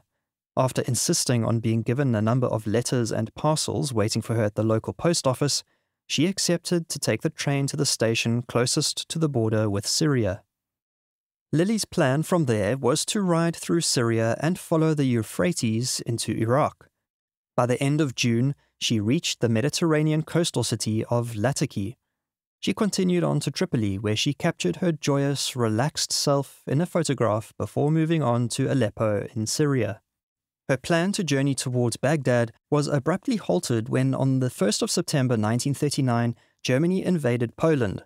2 days later, France and Britain declared war on Germany, marking the beginning of World War II. The French administration in Syria prohibited Lily from travelling any further. Although her trek to Saigon had been cut short, she had already journeyed nearly 6,000 kilometers since leaving Paris. Returning to Beirut, where she had previously passed through, Lily was stuck. She quickly integrated into the French-speaking community and, inspired by her aunt's service in World War I, chose to serve as a nurse. She swiftly completed a short course with the local Red Cross and began to work as a nurse by March of 1940, choosing duty and service amidst the global upheaval of war. It was during this time that Lily experienced her first taste of love with a young Frenchman named Juan. The couple were soon engaged to be married, but Juan was conscripted to join the French army. Despite being deeply in love, Lily found herself disheartened by his behavior after he returned from duty and ultimately called off their engagement. Many years later, in January 1944, Lily channeled her emotional turmoil into a fictionalized account of her romance called Jean, Fragments of a Life. Pets held a special place in Lily's heart, particularly dogs. However, it wasn't until her time in Beirut that she was able to adopt a dog whom she named Babs. He was a lively poodle-terrier mix that became her confidant and constant companion. It was Lily's devotion to Babs that ultimately led to her making an irrational threat later in her spying career that would cast a long shadow over her legacy. Lily's response upon hearing the news of France's surrender to the Nazis was one of profound disbelief. A deep-seated spirit of rebellion and love for freedom imprinted from childhood fueled her response. The idea of a Nazi-occupied Paris, of grey German army uniforms populating the city's vibrant streets, was unimaginable and intolerable. Motivated by the thought of those willing and ready to fight being forced to surrender by the collaborating Vichy government, Lily grappled with how she could contribute to the resistance. Her determination led her to a surprising yet somewhat familiar solution. She would become a spy. The idea wasn't foreign to her. She had been suspected of espionage by the Nazis in 1933 when she was arrested by the Gestapo and had been later courted by the Abwehr. Lily decided then that she would become a double agent. She intended to be trained as a spy by the Germans and get sent to England to work for British military intelligence. Despite the dangers, she embraced the challenge, ready to risk her life to aid in the liberation of France from her oppressors. Lily left Beirut in November 1940 with a plan to infiltrate the Nazi ranks as a spy via her connection to Felix Dassel. Back in Paris, she put out a feeler to Felix, offering her services to the Abwehr. She bided her time, working as an operating theatre nurse where she could keenly observe the wartime environment. Felix took the bait, and Lily soon found herself agreeing to work as an informant in Syria, reporting on troop movements between Palestine and Turkey. She travelled to Berlin and, during her stay, was taught the art of covert communication, including the use of invisible ink. On her return to Paris, she met her new handler, a mysterious man known only as von Winter. Her handlers were, however, quite indecisive as to her deployment. Growing frustrated, Lily was prompted to assert control over her own destiny. She knew that to be most effective as a double agent, she needed to work for the British. Lily thus ingeniously crafted a plan to navigate herself to London. She proposed travelling to Lisbon first, under the pretense of visiting relatives, then making her way to England under the guise of joining the Allied cause. Von Winter and his superiors were sold. Lily would be deployed to England. While Lily remained in Paris, she faced the dual stresses of deceiving the Nazis while trying to avoid being cast as a collaborator. Her only true companion during this trying time was her dog Babs. Then, unexpectedly in October 1941, von Winter was replaced by Major Emil Kleiman, with whom Lily had to restart her training and negotiations. Kleiman's lax approach and frequent tardiness to meetings proved frustrating for Lily, who was raring to get going. In November 1942, German troops occupied Vichy France. The strict tightening of border control in France made travel to England even more difficult. The bureaucracy she had to wade through to obtain the necessary travel papers was reminiscent of Asterix and Obelix's quest to obtain a permit in their 12 tasks to save Gaul. Yet, finally, Lily was granted the relevant permissions to travel to England. Throughout the spring of 1943, Lily underwent rigorous training. She learned Morse code, radio operation, the strategic geography of Britain, and other field skills. Lily's cover story was to be that she was a refugee having fled Spain to gain her freedom and serve the Allies in the struggle to liberate France. How ironic that this was in fact her true mission. Shortly prior to her departure, Lily visited a friend who, through her network, provided her with a card to present to a friend working in Madrid at the US Embassy should the need ever arise. To maintain her cover, Kleiman planned to stage a raid by the Gestapo on Lily's apartment upon her successful arrival in England. Her parents were also to be interrogated. As much as Kleiman told Lily this was all to keep up pretenses, Lily knew that her parents were to be effectively held as hostages until she returned to Germany. As the day of her departure approached, Lily chose the codename Solange, while Kleiman became Octave. Unbeknownst to Lily and her German handler, the English were already decoding all the Abwehr's messages and had advance warning of Lily's arrival. On the 23rd of June 1943, Lily embarked on the first leg of her journey to Spain, with 2 large suitcases and Babs by her side. Once in Madrid, Lily reported her arrival to a local Abwehr agent. Contrary to Kleiman's instructions to wait until she reached Portugal to apply for her British visa, she immediately approached the British consulate to start her application. She ended up spending some months in Madrid while she waited for the formalities of her travel documents and other arrangements for her undercover assignment to be finalized.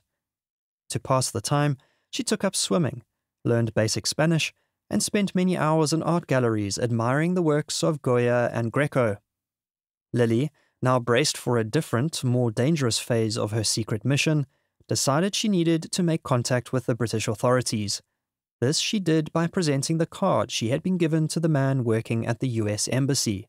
After nervously handing over the card, she said nothing and left quickly.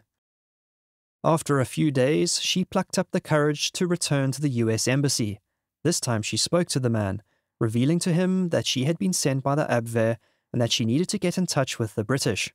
The man said he would let his British counterpart know and that she should shortly expect a telephone call. This she received the following morning, on a Friday, and was invited to the British consulate. There she was introduced to Kenneth Benton, a British counterintelligence officer. Only a few years Lily's senior, he did not tell her that MI5 had been long expecting her arrival. When questioned during their initial meetings, Lily impressed Benton with her authenticity and frankness. If the Germans truly did hold Lily in their absolute trust and confidence, she would be worth her weight in gold to the British. After Lily's story checked out, she was invited to collaborate with the British, which she quickly accepted. Lily was now under orders from both the British and Germans, and was eager to get to work as a double agent. Unlike many other spies and double agents, Lily was not concerned about the compensation she would receive from her new spy masters. She was accustomed to frugal living and was content with having just enough to get by. What was critically important to Lily was that she not be separated from her beloved Babs. The relationship with her canine companion was the only truly honest one she had at that point, and she relied on Babs to cope with the psychological burden of constantly switching roles and personas. The problem she faced was that the British, in an effort to eradicate rabies, imposed a 6-month quarantine period for all animals entering the country. Lily could not bear the thought of being away from her Babs for that length of time. Her only request to Benton was that an exemption from quarantine be arranged for Babs. Benton, although making no firm promises, assured her that he would do what he could. Kleeman travelled to Spain to meet with Lily for a final briefing at a secret safe house. Despite the toll on her nerves, she managed to keep her wits about her, memorizing important details of the safe house she was taken to, allowing her to later identify its location to the British. With final instructions and training having been given, it was time for Lily to make her way to London. Lily's journey was about as anticlimactic and poorly handled by the British authorities as one could imagine.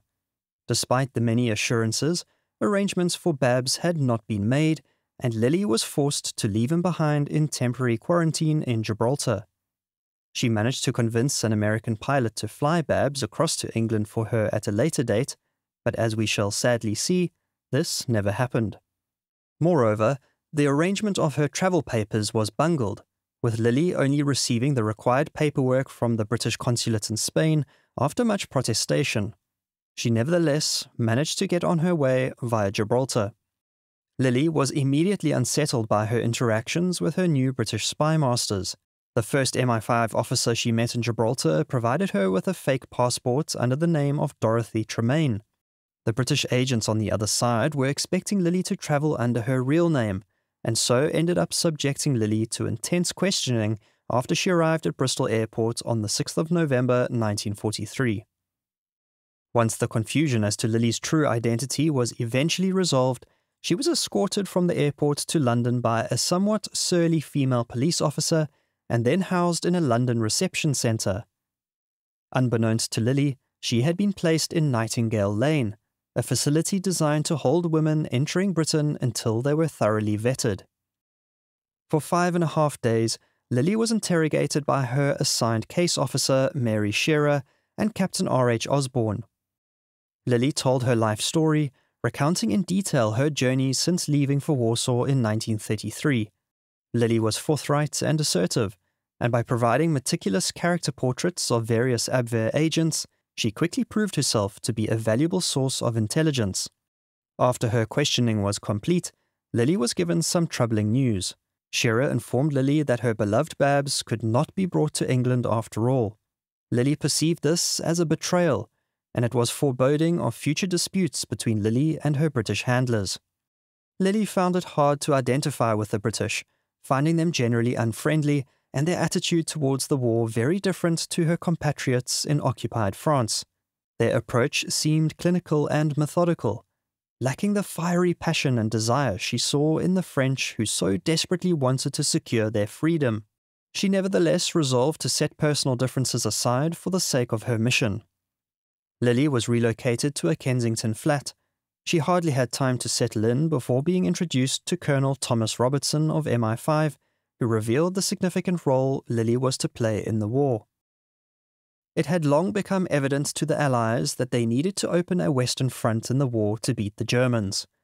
Lily's assignment formed part of Operation Fortitude, which was intended to deceive the Nazis into thinking that the Allied invasion would occur in Pas-de-Calais, while the real landing would take place in Normandy. Lily was tasked, along with various other Allied spies recruited before her, with feeding false information back to Kleeman. Lily and the other spies were the chief protagonists in MI5's double-cross system, which was one arm of the greater deception operation and was overseen by what was called the 20 Committee. Lily was to receive her instructions from Mary Scherer via the committee, which she would then feed back to the Germans via Kleeman. The Allies went all in with Operation Fortitude, creating a fictional army complete with counterfeit generals, dummy aircraft, and fake landing craft.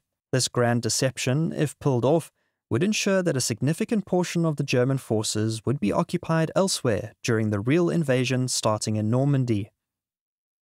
Lily's codename, chosen by Scherer, was to be Treasure. This name was chosen because of how valuable Lily was to the Allies, given that she held the Germans' complete trust and would believe every detail she fed back to them. Lily was put to work immediately, sending coded messages by post on the instructions of Mary Scherer to Kleeman via Spain and Sweden. A desk job was not exactly what Lily had envisioned for herself when she signed up, but she committed herself to her work wholeheartedly. Scherer went about creating a fictitious travel itinerary across Great Britain and an appointment schedule for Lily. This provided Lily the context for the information as to troop numbers, movements, and plans that she was feeding back to her handlers. As part of all this, Lily reconnected with her childhood nanny, Mary Coate, travelling to visit her in Bristol. In December 1943, Lily took ill during one of her trips to visit Mary Coate and her husband Teddy. Initially experiencing flu-like symptoms, her condition rapidly worsened to the extent that her fevers caused disorientation and hallucinations. Despite her deteriorating health, she continued her vital work, encoding messages for Scherer, who travelled to Bristol for this purpose. With her symptoms not abating, Lily visited the hospital where her kidneys were finally x-rayed. It was determined that she was suffering from uremia as a consequence of kidney failure. Her doctors insisted that she have one kidney removed and the other needed to be operated on too. Lily refused, preferring to keep both her malfunctioning kidneys than live with only one. The prognosis was dire. Lily was given 6 months to live. To make things even worse, Lily also learned that the American pilots had not been able to bring Babs to the UK. This led to a serious confrontation with Scherer shortly before her hospitalization.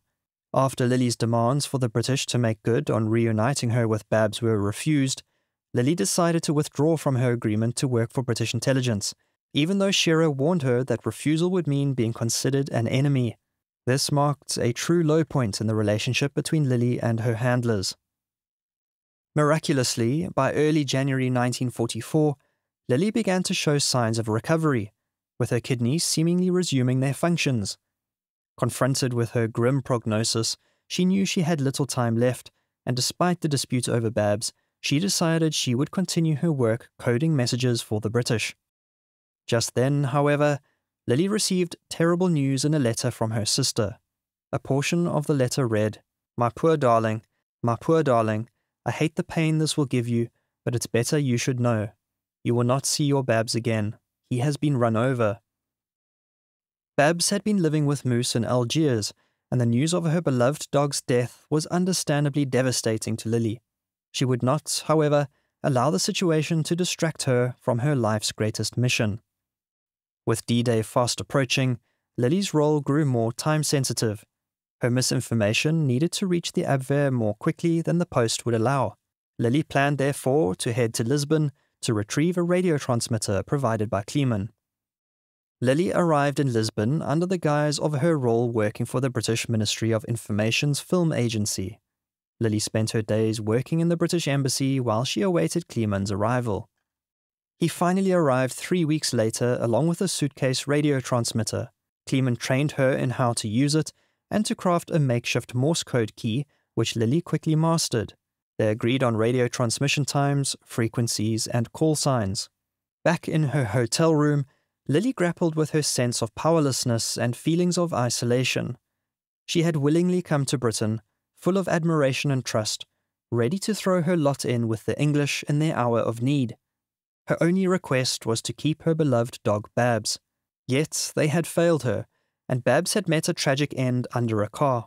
What's more, the British were exploiting Lily financially, paying her a pitiful sum to begin with, and then deducting from it rent and other expenses. Lily decided, for better or worse, to withhold one small part of key information from the British. She had agreed a secret code with Chapman, which, if communicated, would indicate to him that she had been compromised and was transmitting under duress. Should she give the signal, the Germans would know that she had been compromised, and all her work would be undone, possibly endangering the entirety of Operation Fortitude. Perhaps Lily thought that this was one way she could claim back a bit of her own power and control. Despite fantasizing over the idea, Lily wrote in her diary that she never intended to use her secret power. Her decision to withhold the secret code from the British handlers, unfortunately, was to pave the path to her eventual downfall. As time marched on through 1944 and D-Day drew ever nearer, Lily found that she couldn't live with her little secret any longer.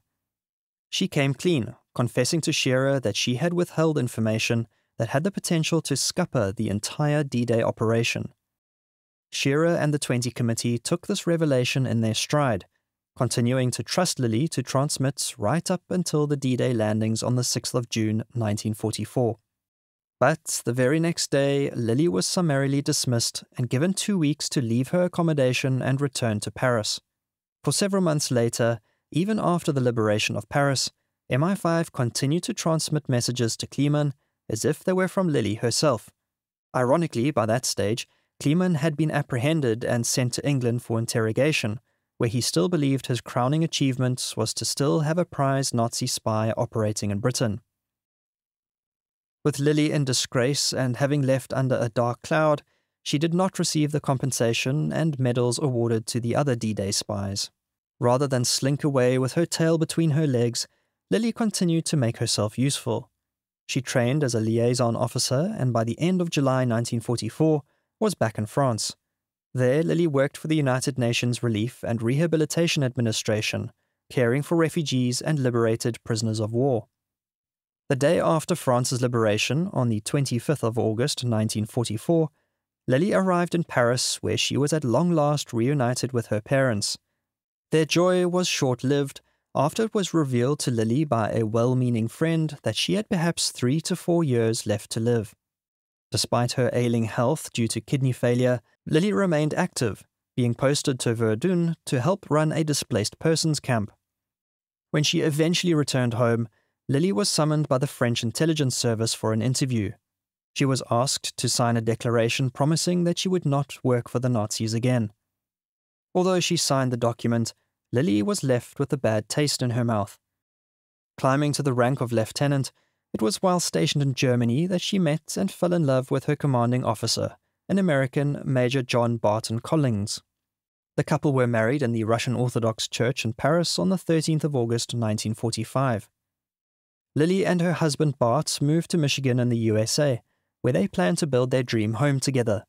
This was made difficult by their finances being drained by Lily's need for ongoing medical treatment and multiple surgeries. Tragically for the Sergueiew family, Lily's sister Moose was murdered by a petty crook. The man fortunately was caught and was tried and sentenced to life imprisonment. Inevitably, Lily had to be hospitalized as her kidneys continued to shut down. Her mother, Marisha, came to her bedside in May 1950. Surrounded by her mother and husband, Lily passed away peacefully on the 17th of May, aged just 38. Lily's story may not be as glamorous as those of the other D-Day spies, but there can be no denying the valuable contribution she made towards the Allied war effort and the liberation of her home nation, France. While she made some rash decisions along the way, Lily wore her heart on her sleeve and lived selflessly.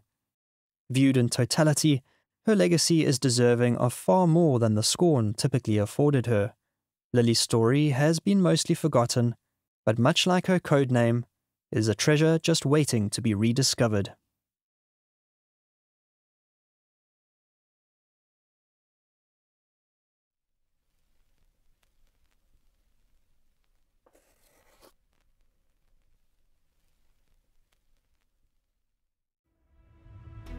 Barcelona, 1939. Amidst the ruins of the Spanish Civil War, a man finds himself standing at a crossroads. The brutality of the conflict in his own country has left him disillusioned, and the ominous spectre of Nazi Germany looms large over Europe. He can continue to run and to hide, or he can face his enemy dead on and fight against tyranny. Armed with nothing more than his wits and imagination, Juan Pujol García embarks on a remarkable journey that would transform him from a chicken farmer and a failed businessman into a self-made spy. Using his elaborate network of fictional sub-agents, he has the Nazis hanging on his every word. As the Allies meticulously plan their invasion of Normandy and the liberation of Europe, he becomes their secret weapon. Arguably the most successful double agent in all recorded history, this is the true story of the brilliant, eccentric Agent Garbo, the myth, the spy, the legend.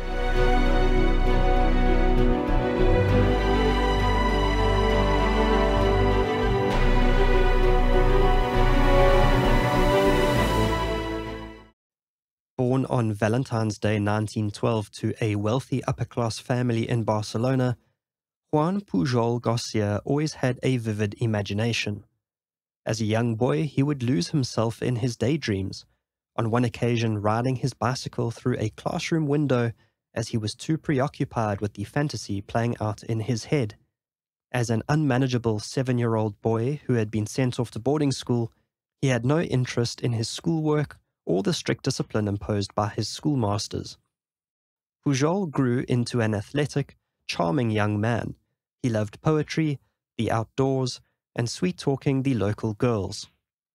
To his family's disappointment, however, young Pujol dropped out of boarding school at age 15. He took up an apprenticeship at a hardware store where he worked for the next few years. And in his early 20s, he enrolled in an academy where he became a certified chicken farmer. In 1931, at age 21, Juan Pujol completed 6 months compulsory military service as an officer in Spain's 7th Light Artillery Regiment. He hated every minute of it, saying later that he lacked the essential qualities of loyalty, generosity, and honor to be a good member of the military. He was a humanist and a dreamer, his pacifism detesting any and all forms of violence. After leaving the military behind him, he attempted to enter the world of business, buying a series of movie theaters. Each of these ventures failed more miserably than the one before, and thus in 1935, at age 24, he returned to his life on the chicken farm. He was also engaged to be married to young Marguerite, a devout Catholic woman who, although being very kind to Pujol, was unable to ever truly win his heart. Juan Pujol must have thought at this point that he would simply settle into a humdrum, unremarkable existence. However, as 1936 dawned, Spain was headed inevitably towards political turmoil. 5 years earlier, in 1931, King Alfonso XIII fled the country, leaving a power vacuum in his wake that was filled by communist and fascist groups eager to seize power and impose their ideology. Unrest, violence, and instability plunged Spain into a civil war on the 17th of July 1936. Spanish bull rings became the public square for political executions, and bodies began to litter the streets.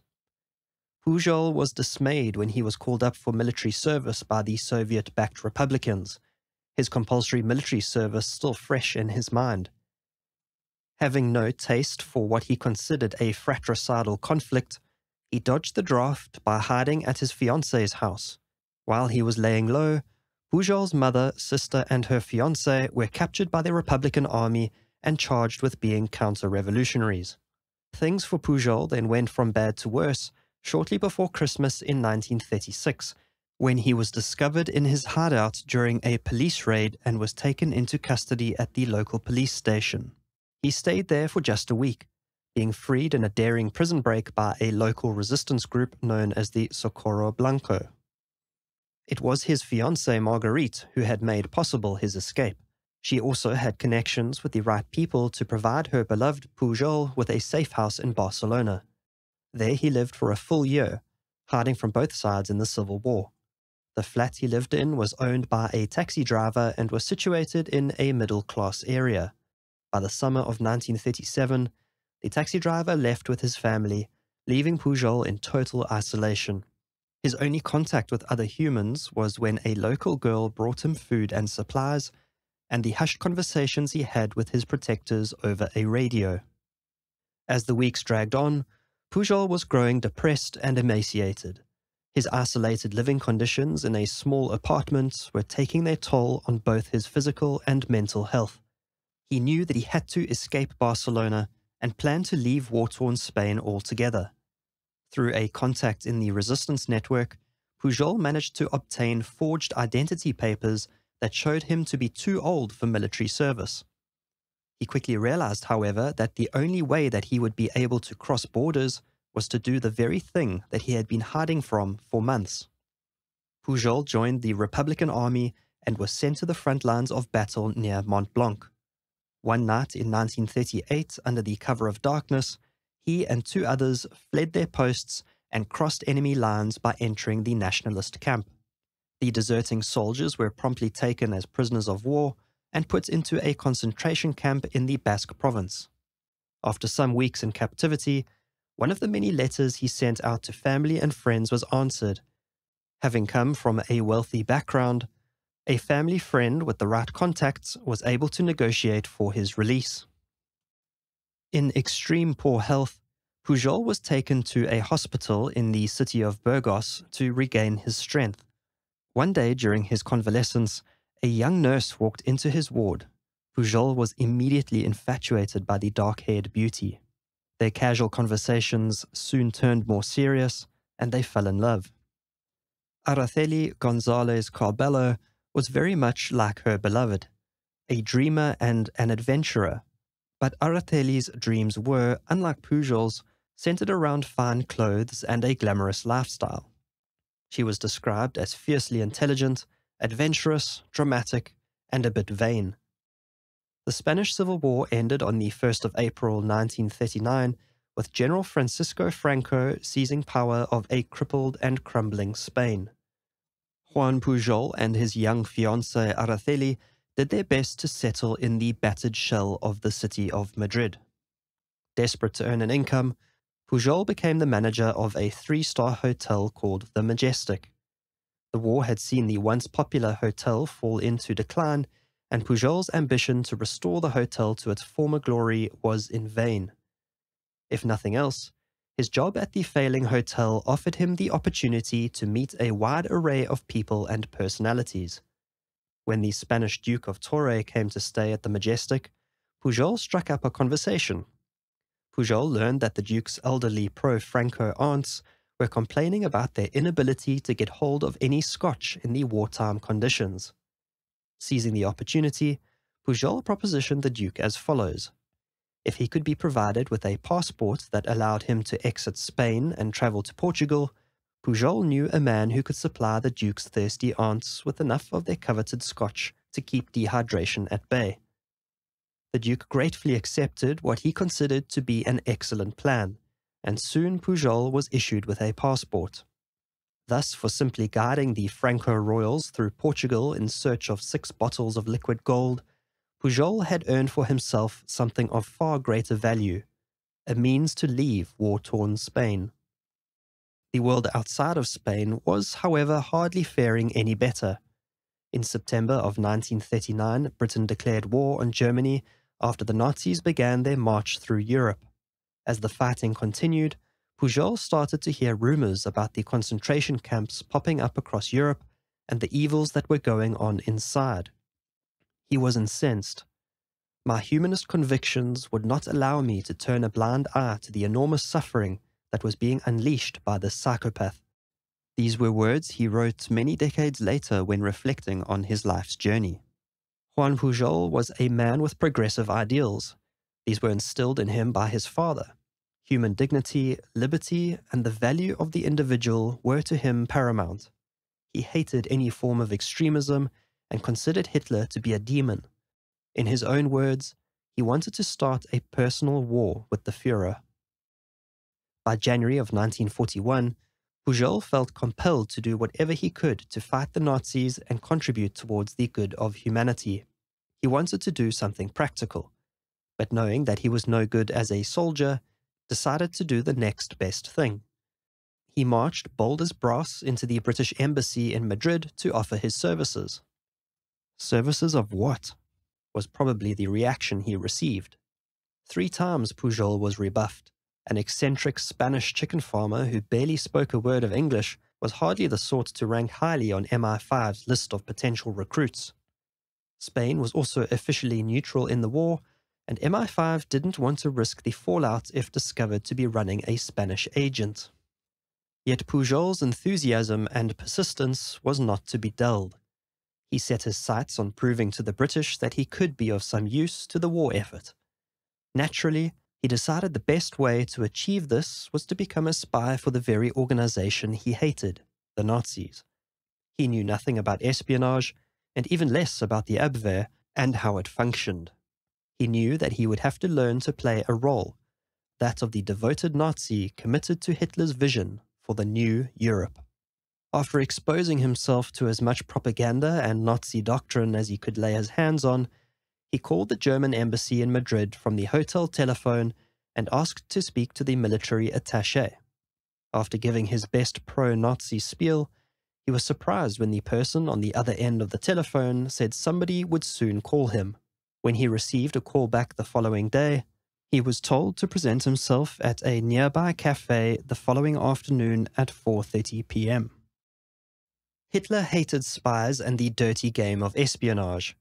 He had very few assets in Britain, and those the Germans had recruited ended up being turned by the British into double agents. It seemed thus that the Abwehr were less picky in choosing their agents and decided to give Pujol a shot. It was at the meeting at Café Leon that Pujol was introduced to a fair-haired, blue-eyed Abwehr agent codenamed Federico. This was the man who would go on to become his German handler. Juan Pujol again spun his tale of love and devotion to Hitler and his new order. He also said that he had a great many diplomatic connections which he could put to good use to further the Nazi cause. Federico was impressed and decided to schedule a second meeting at a beer house. It was at the second meeting that Pujol was formally recruited by the Abwehr, being codenamed Arabelle, from the Latin meaning, ironically as it would prove for the Germans, prayerful or answered prayer. Pujol's first assignment as Agent Arabelle was to head to Lisbon, the veritable capital of espionage, which he did on the 26th of April 1941, leaving behind his pregnant wife Araceli. There he was to obtain for himself an exit visa to allow his onward travel to England. This was, however, easier said than done, with Pujol's request through official channels being refused by the consulate officials. Pujol spent days drinking in hotel bars, becoming increasingly desperate. He couldn't return to Madrid empty-handed. He felt he had no choice but to complete his mandate and prove his bona fides to the Germans. For a man like Juan Pujol, fate was bound to intervene. One day he was introduced by the hotel manager to a man named Señor Salza. A fellow Spaniard, Pujol didn't think much of the man until during a trip to Estoril he brought out with a flourish a diplomatic visa issued by the Spanish Ministry of Foreign Affairs.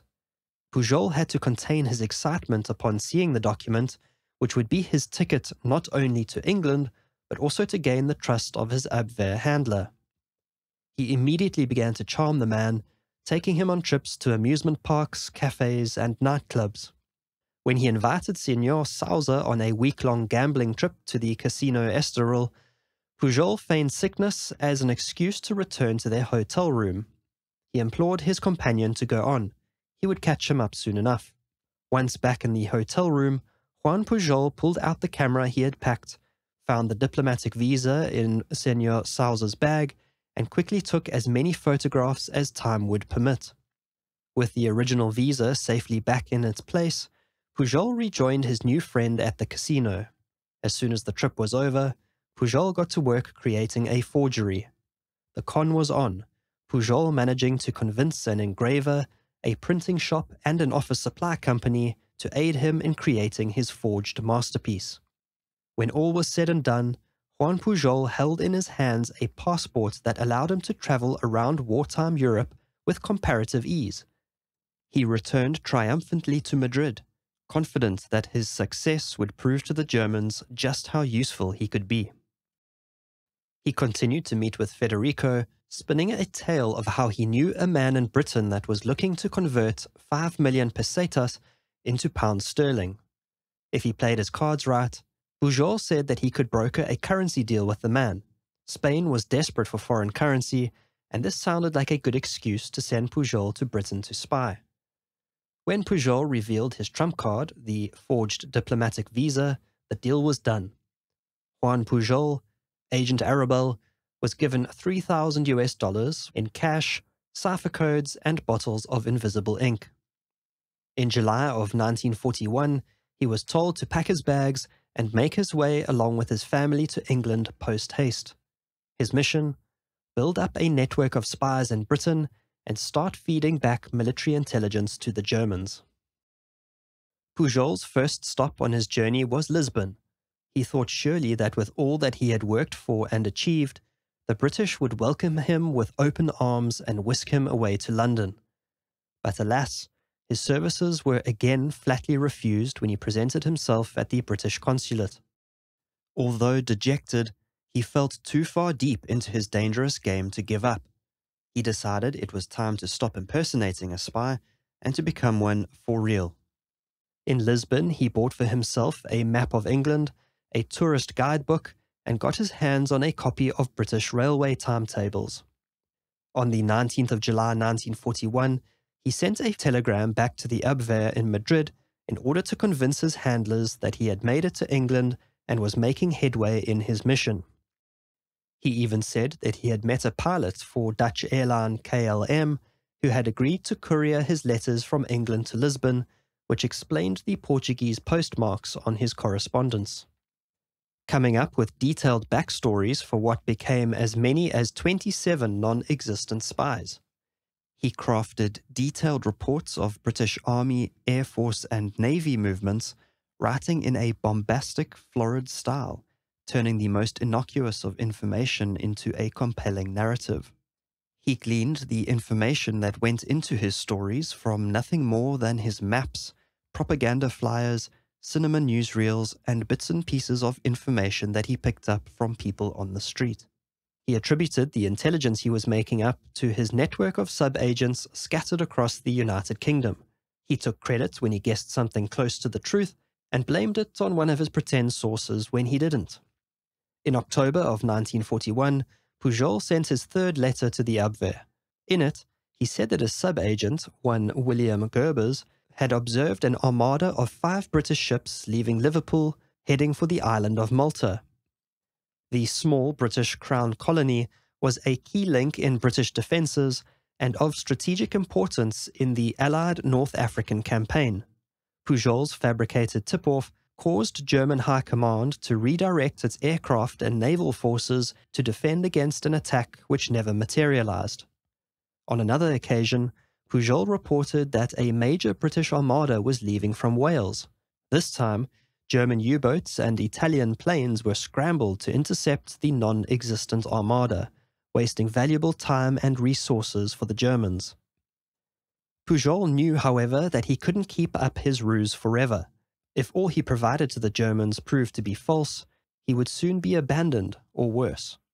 Federico was applying ever-increasing pressure for him to produce more valuable intelligence. Yes, a tip-off about the location of an RAF pilot school near Sandwich, or a British ship spotted in a dry dock being equipped with a new prototype weapon was interesting to the Germans. It didn't advance their war effort or provide any real strategic advantage. Provide the details of a new expeditionary force, recruit an agent in Northern Ireland, and obtain copies of specific pamphlets issued by the Institute of Statistics in Oxford were just a few of the items on Pujol's to-do list. Feeling like a rat lost in a maze, and having no first-hand experience of actually living in Great Britain, he was also making mistakes. In one of his reports, he wrote that men from Glasgow would do anything for a litre of wine, not being aware that whiskey was the only drink of choice in Scotland. He also made mistakes when speaking of British currency, quoting figures using only shillings and pence when he should have been referring to pounds sterling. These may sound like minor details, but an astute German intelligence officer poring over every jot and tittle of what Pujol wrote may soon have noticed. Another problem was that the money was drying up. Pujol was by no means a spendthrift, but he had burned through the $3,000 given to him at the outset and was being sent only measly allowances, barely enough to keep a roof above his head and food on his plate. For a fifth time, Pujol approached the British consulate, this time in Lisbon, to offer his services as a double agent. For a fifth time, he was refused. Pujol's wife, Araceli, was sensing her husband's panic and was herself starting to feel desperate. She thus took it upon herself to do whatever she could to convince the British they were making a mistake.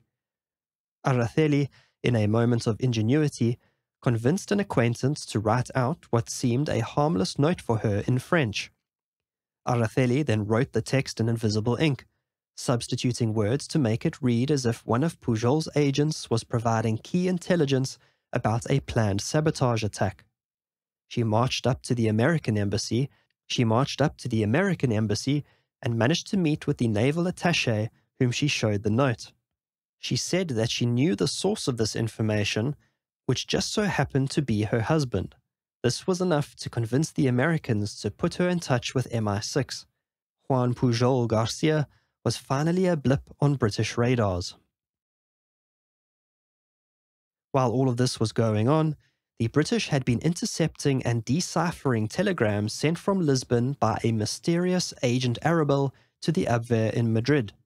These messages read like intelligence reports from a spy within Allied ranks.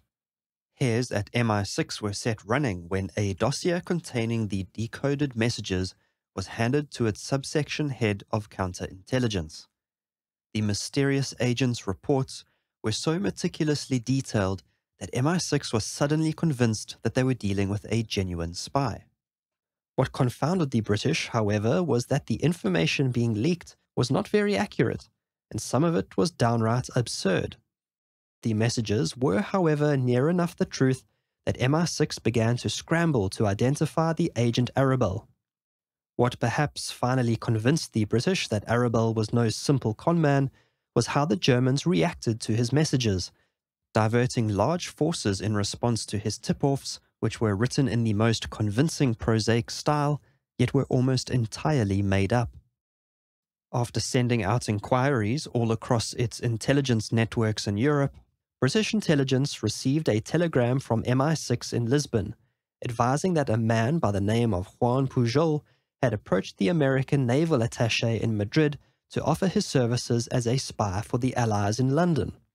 The Spaniard, having made this very peculiar offer, had also mentioned that he was feeding disinformation to the Abwehr from Portugal. As soon as MI6 had confirmed Juan Pujol to be Agent Arabel, it was decided to smuggle him to England via Gibraltar. In April of 1942, and leaving his wife and young son behind, Pujol secretly boarded a British merchant ship bound for the United Kingdom. Upon arrival, Pujol was whisked off to a North London safe house where he was debriefed by his future case officer, Tommy Harris. As enticed as they were by the prospect of recruiting a man out of whose hand the Abwehr greedily ate, MI5 proceeded with caution, wary of the possibility of Pujol being a Nazi triple agent. When asked about what motivated him to spy for the Allies, Pujol recounted a tale about his brother Joachim, who had gone to France and had seen the Gestapo pull people from a farmhouse and execute them by the side of the road. Pujol said that when his brother told him the story, he decided then and there that he had to do something. This proved a lie. While he did have an older brother named Joachim, he had never left Spain, let alone travelled to France. Nevertheless, after passing muster, Juan Pujol finally realized his life's ambition. He was recruited into MI5 and, likening his acting ability to that of the famed actress, was codenamed Garbo. Juan Pujol was brought into the double-cross system, a counter-espionage and deception operation chaired by Oxford historian and sportsman John Cecil Masterman. The double-cross system was coordinated by the 20 Committee and was created to run double agents who fed disinformation to the Germans. MI5 was careful not to run Agent Garbo too hard too soon. Aside from still being a little cautious over the possibility of Pujol being a triple agent, they also felt it wise to undertake some build-up. That is, that period during which an agent builds confidence with the other side. Agent Garbo passed on chicken feed to the Abwehr, that is, true but not very useful information, mostly about battalion movements that the British felt comfortable to pass on to the enemy. Pujol continued to expand his network of fake agents, from a travelling salesman to an Indian poet, and even an employee at Britain's Ministry of War. His spy ring grew to number 27 non-existent characters, each with detailed backstories and unique personas. The Nazis even paid the salaries of all these fake agents, handing over as much as $340,000 to Pujol to distribute among his network to keep his operation running smoothly. Agent Garbo was incredibly relieved to now be working for the British, which meant that he no longer had to invent the intelligence he fed back to the Germans. He knew, nevertheless, that he was still playing an incredibly dangerous game. He had to concoct excuses for when he failed to report on military matters his German handlers believed he would have access to. For example, when he didn't report on major movements of the British naval fleet, he said that a sub-agent had fallen ill and subsequently died. To give the story an air of plausibility, the British published an obituary for the non-existent dead agent, even paying, at least according to state records, a state pension to his equally non-existent widow. Pujol's first big coup as a bona fide British spy concerned the Allied campaign in North Africa. Both the 20 Committee and Garbo himself knew that they couldn't get away forever with peddling falsehoods to the Germans. To stay in the Nazis' good graces, Garbo needed to provide genuinely good intel. Pujol and MI5 thus devised an ingenious plan. It was decided that Agent Garbo would leak the true details of Operation Torch, being the planned Anglo-American invasion of North Africa, to the Nazis. This would, in theory, have jeopardized the entirety of the Allies' war efforts and cost many Allied lives. However, there was a catch. On the 1st of November 1942, Garbo typed out a coded letter in which he warned the Germans that Allied forces were planning to attack at Algiers and Casablanca. He immediately dispatched the letter in the post. This meant that his letter was both dated and postmarked 1 week prior to the start of Operation Torch. MI5, however, made sure that the letter was delayed as it proceeded through the British censors. On the 8th of November 1942, Allied forces stormed the beaches across Morocco and Algeria as Operation Torch got underway. The following day, on the 9th of November 1942, Pujol's German handler Federico held in his hand his agent's letter. Although bitterly disappointed that it had arrived a day late, he and Nazi high command believed that their agent Arabelle truly was an oracle. Indeed, they considered him as strong as a 45,000-man army. They wrote back, praising their agent for the information he had provided, even apologizing that it was received just too late. In a show of gratitude and their confidence, Pujol was sent more vials of invisible ink by the Germans, along with 2 new ciphers. Agent Garbo was firmly entrenched as a trusted agent for the Nazis, and he was soon to be given his greatest mission yet. While Pujol was flying high as a British double agent, things were not going so well for him on the home front. In early 1942, and shortly after Pujol's recruitment as a British spy, his wife Araceli and young son were relocated to join him in London. Araceli was even less conversant in English than her husband, and, being made subject to MI5's tight limitations on her freedoms, found herself isolated in a foreign country. Araceli only rarely spent time with her husband, with Juan Pujol spending long days and nights working at MI5's headquarters on Jermyn Street. Also, the bland British wartime diet, characterized, as Araceli said, by too much macaroni, too many potatoes, and not enough fish, left much to be desired.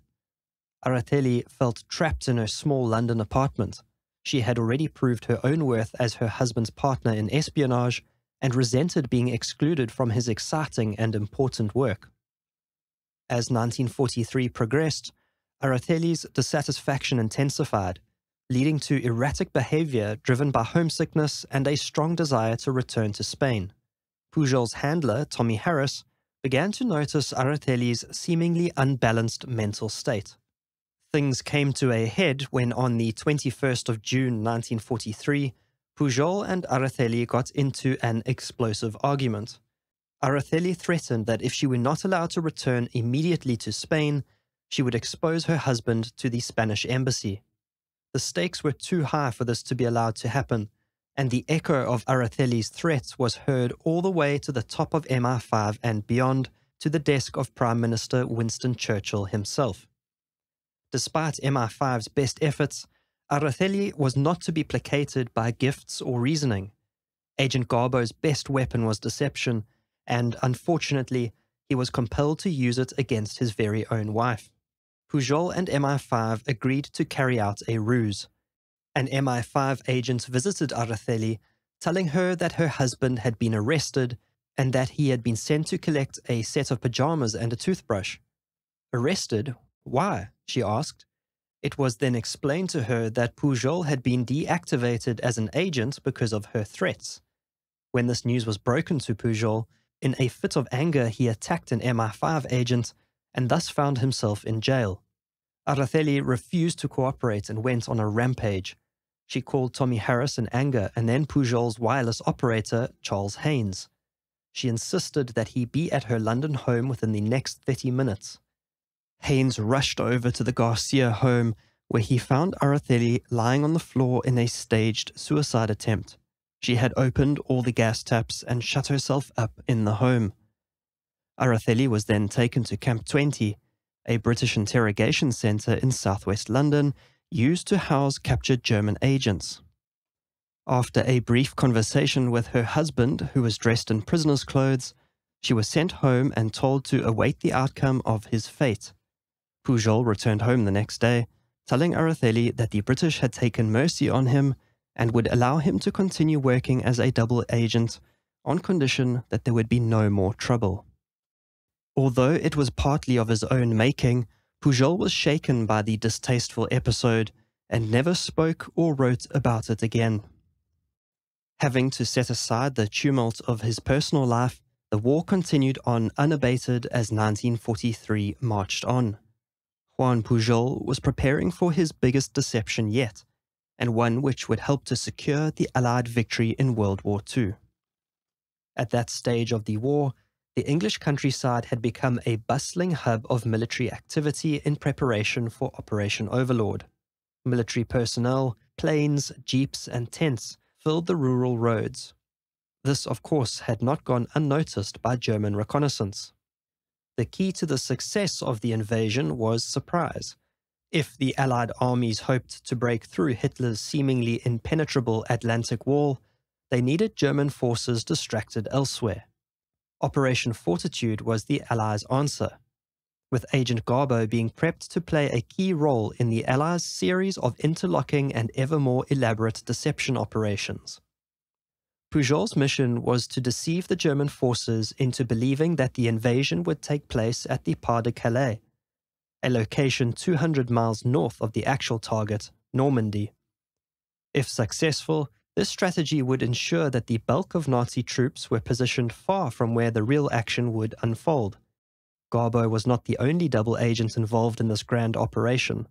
The 20 Committee was running a handful of spies who had embedded themselves within the Abwehr and who were sending similar disinformation to the Nazis.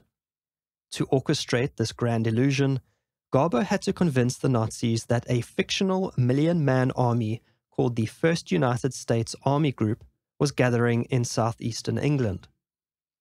This elaborate ruse involved lifelike inflatable tanks and ships dotting harbors and fields, fake hospitals springing up, dummy wooden aircraft being constructed, and even a sham oil facility near Dover, complete with dust-enhancing wind machines borrowed from film studios. The media played its part too, with staged photographs and fabricated letters from frustrated locals adding to the spectacle. General George Patton himself was seen rallying these imaginary forces across southeastern England to bolster the illusion. Garbo's fictitious sub-agents dispatched reports on all these military preparations. These maneuvers left Hitler and Nazi high command feeling ever more anxious. For months, Hitler believed the invasion would start at Pas-de-Calais. But as time dragged on, he became more and more focused on Normandy and Brittany as the likely targets. Garbo intended to reverse Hitler's thinking. By 1944, Garbo's intelligence and the strategic bombings near Calais by the Allies, leaving Normandy virtually unscathed, had thoroughly bewildered the German high command, convincing them that the Pas-de-Calais was indeed the target. Thanks to Agent Garbo and others like him, Hitler chose to hold back 250,000 troops in Scandinavia to defend against an attack in Norway. The culmination of the ruse came on the 6th of June 1944, when Allied forces landed at Normandy's Omaha Beach. The German 7th Army were caught off guard and at low readiness, thinking that the poor weather conditions meant that no attack would come that day. Even General Erwin Rommel, the Desert Fox himself, was back in Germany that day celebrating his wife's birthday. Even as Allied troops poured onto the beaches of Normandy, Berlin's high command hesitated to awaken Hitler from his sleep, convinced that the real assault by a much larger force would come at Calais.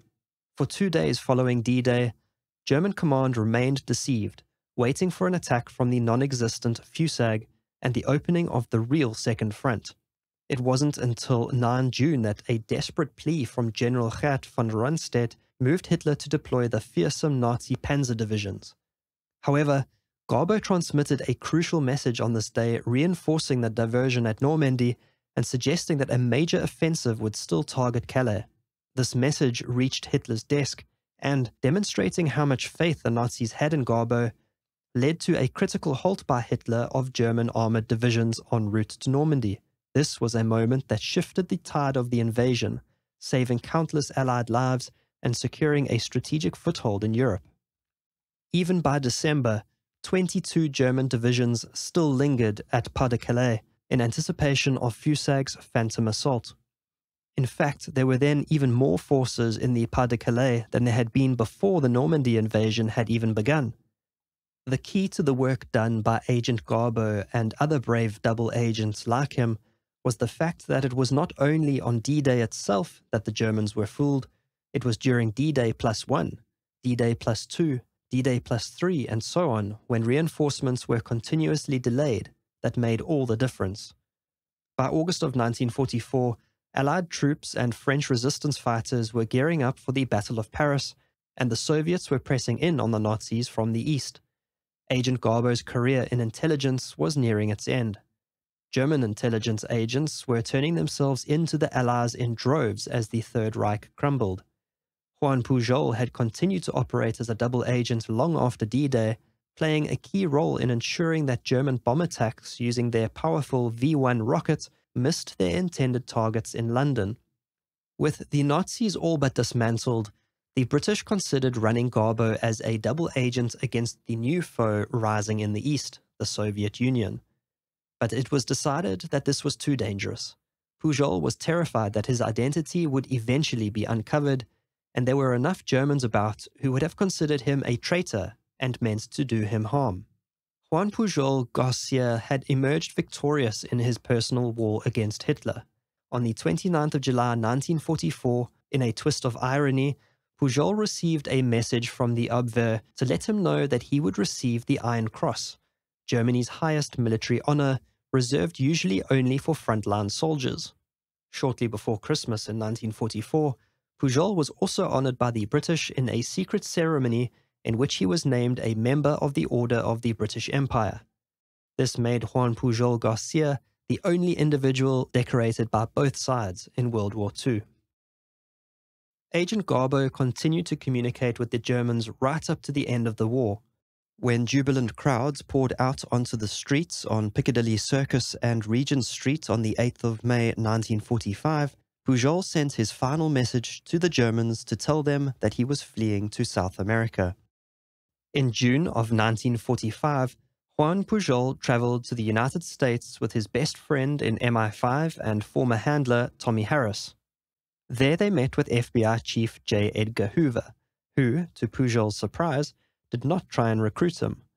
The Americans were in awe of what Garbo had achieved and provided him with much-needed documents to allow his travel to South America. After his brief time in the US, Pujol went on a tour of South America in search of a new home for him and his family. He settled on Venezuela, seeing a country with a prosperous, democratic future. Before settling down, and for his final flourish, Agent Garbo traveled back to Madrid, where he met with former Abwehr members, including his old handler Federico. If nothing else, the manner in which he was received by the then defeated Germans, including payment of a sizable reward for his efforts for the Reich, proved that his deception was believed until the very end. Pujol then returned to a quieter, more routine way of living, starting his new life in Venezuela teaching English to local employees of the Shell Oil Company, and later opening a stationery shop. Juan's marriage to Araceli unfortunately did not survive the war. Although she joined him in Venezuela and bore him another daughter, their relationship could not be salvaged. Araceli returned to Spain with their children in 1948. The following year, and to protect him from possible reprisals, MI5 had spread a rumor that Pujol had died in Angola after contracting malaria. This story was spread far and wide, relayed even to Araceli and her children, who sadly were left to believe that their husband and father was dead.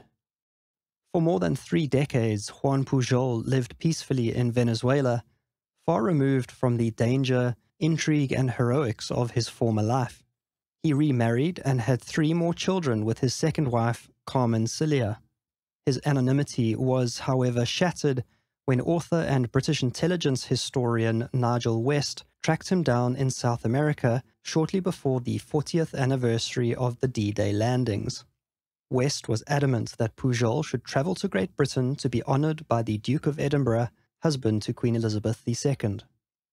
Reluctant, but believing that after so long any Nazi sympathizer who meant him harm was either too old or dead, Agent Garbo finally broke cover and returned to England. There he was formally awarded his MBE, which had been given to him in secret so many years earlier. Juan Pujol also travelled to France, where he faced an emotional reunion with former MI5 colleagues and military veterans at Omaha Beach, where thousands of visitors swarmed the beaches to commemorate the 40th anniversary of the D-Day landings.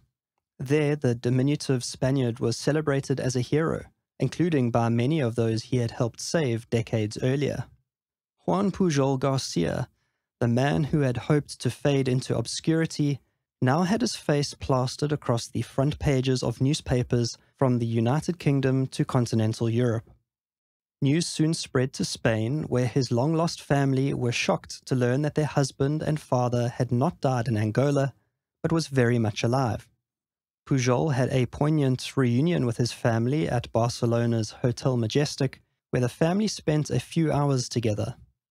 After returning to Venezuela, Pujol would write long, heartfelt letters to his family filled with love and regret for the lost decades. 4 years later, on the 10th of October 1988, Juan Pujol suffered a stroke and died later that day. He was buried in a Venezuelan national park cemetery. His tombstone, among many others in the overgrown graveyard, reads simply, "Remembered by his wife, children, and grandchildren." While the success of the Allied victory in World War II can never be pinned on one single individual, there can be no reckoning of the number of Allied servicemen and civilians alike that were saved by Juan Pujol's actions. For this, he has been referred to as the most successful double agent in history and the spy who defeated Hitler. However true these monikers may be, they wouldn't have mattered to Agent Garbo. Agent Garbo was among the few spies in history who can claim to have undertaken their work with pure motives. Juan Pujol García was a man driven by idealism and a hope for a better future.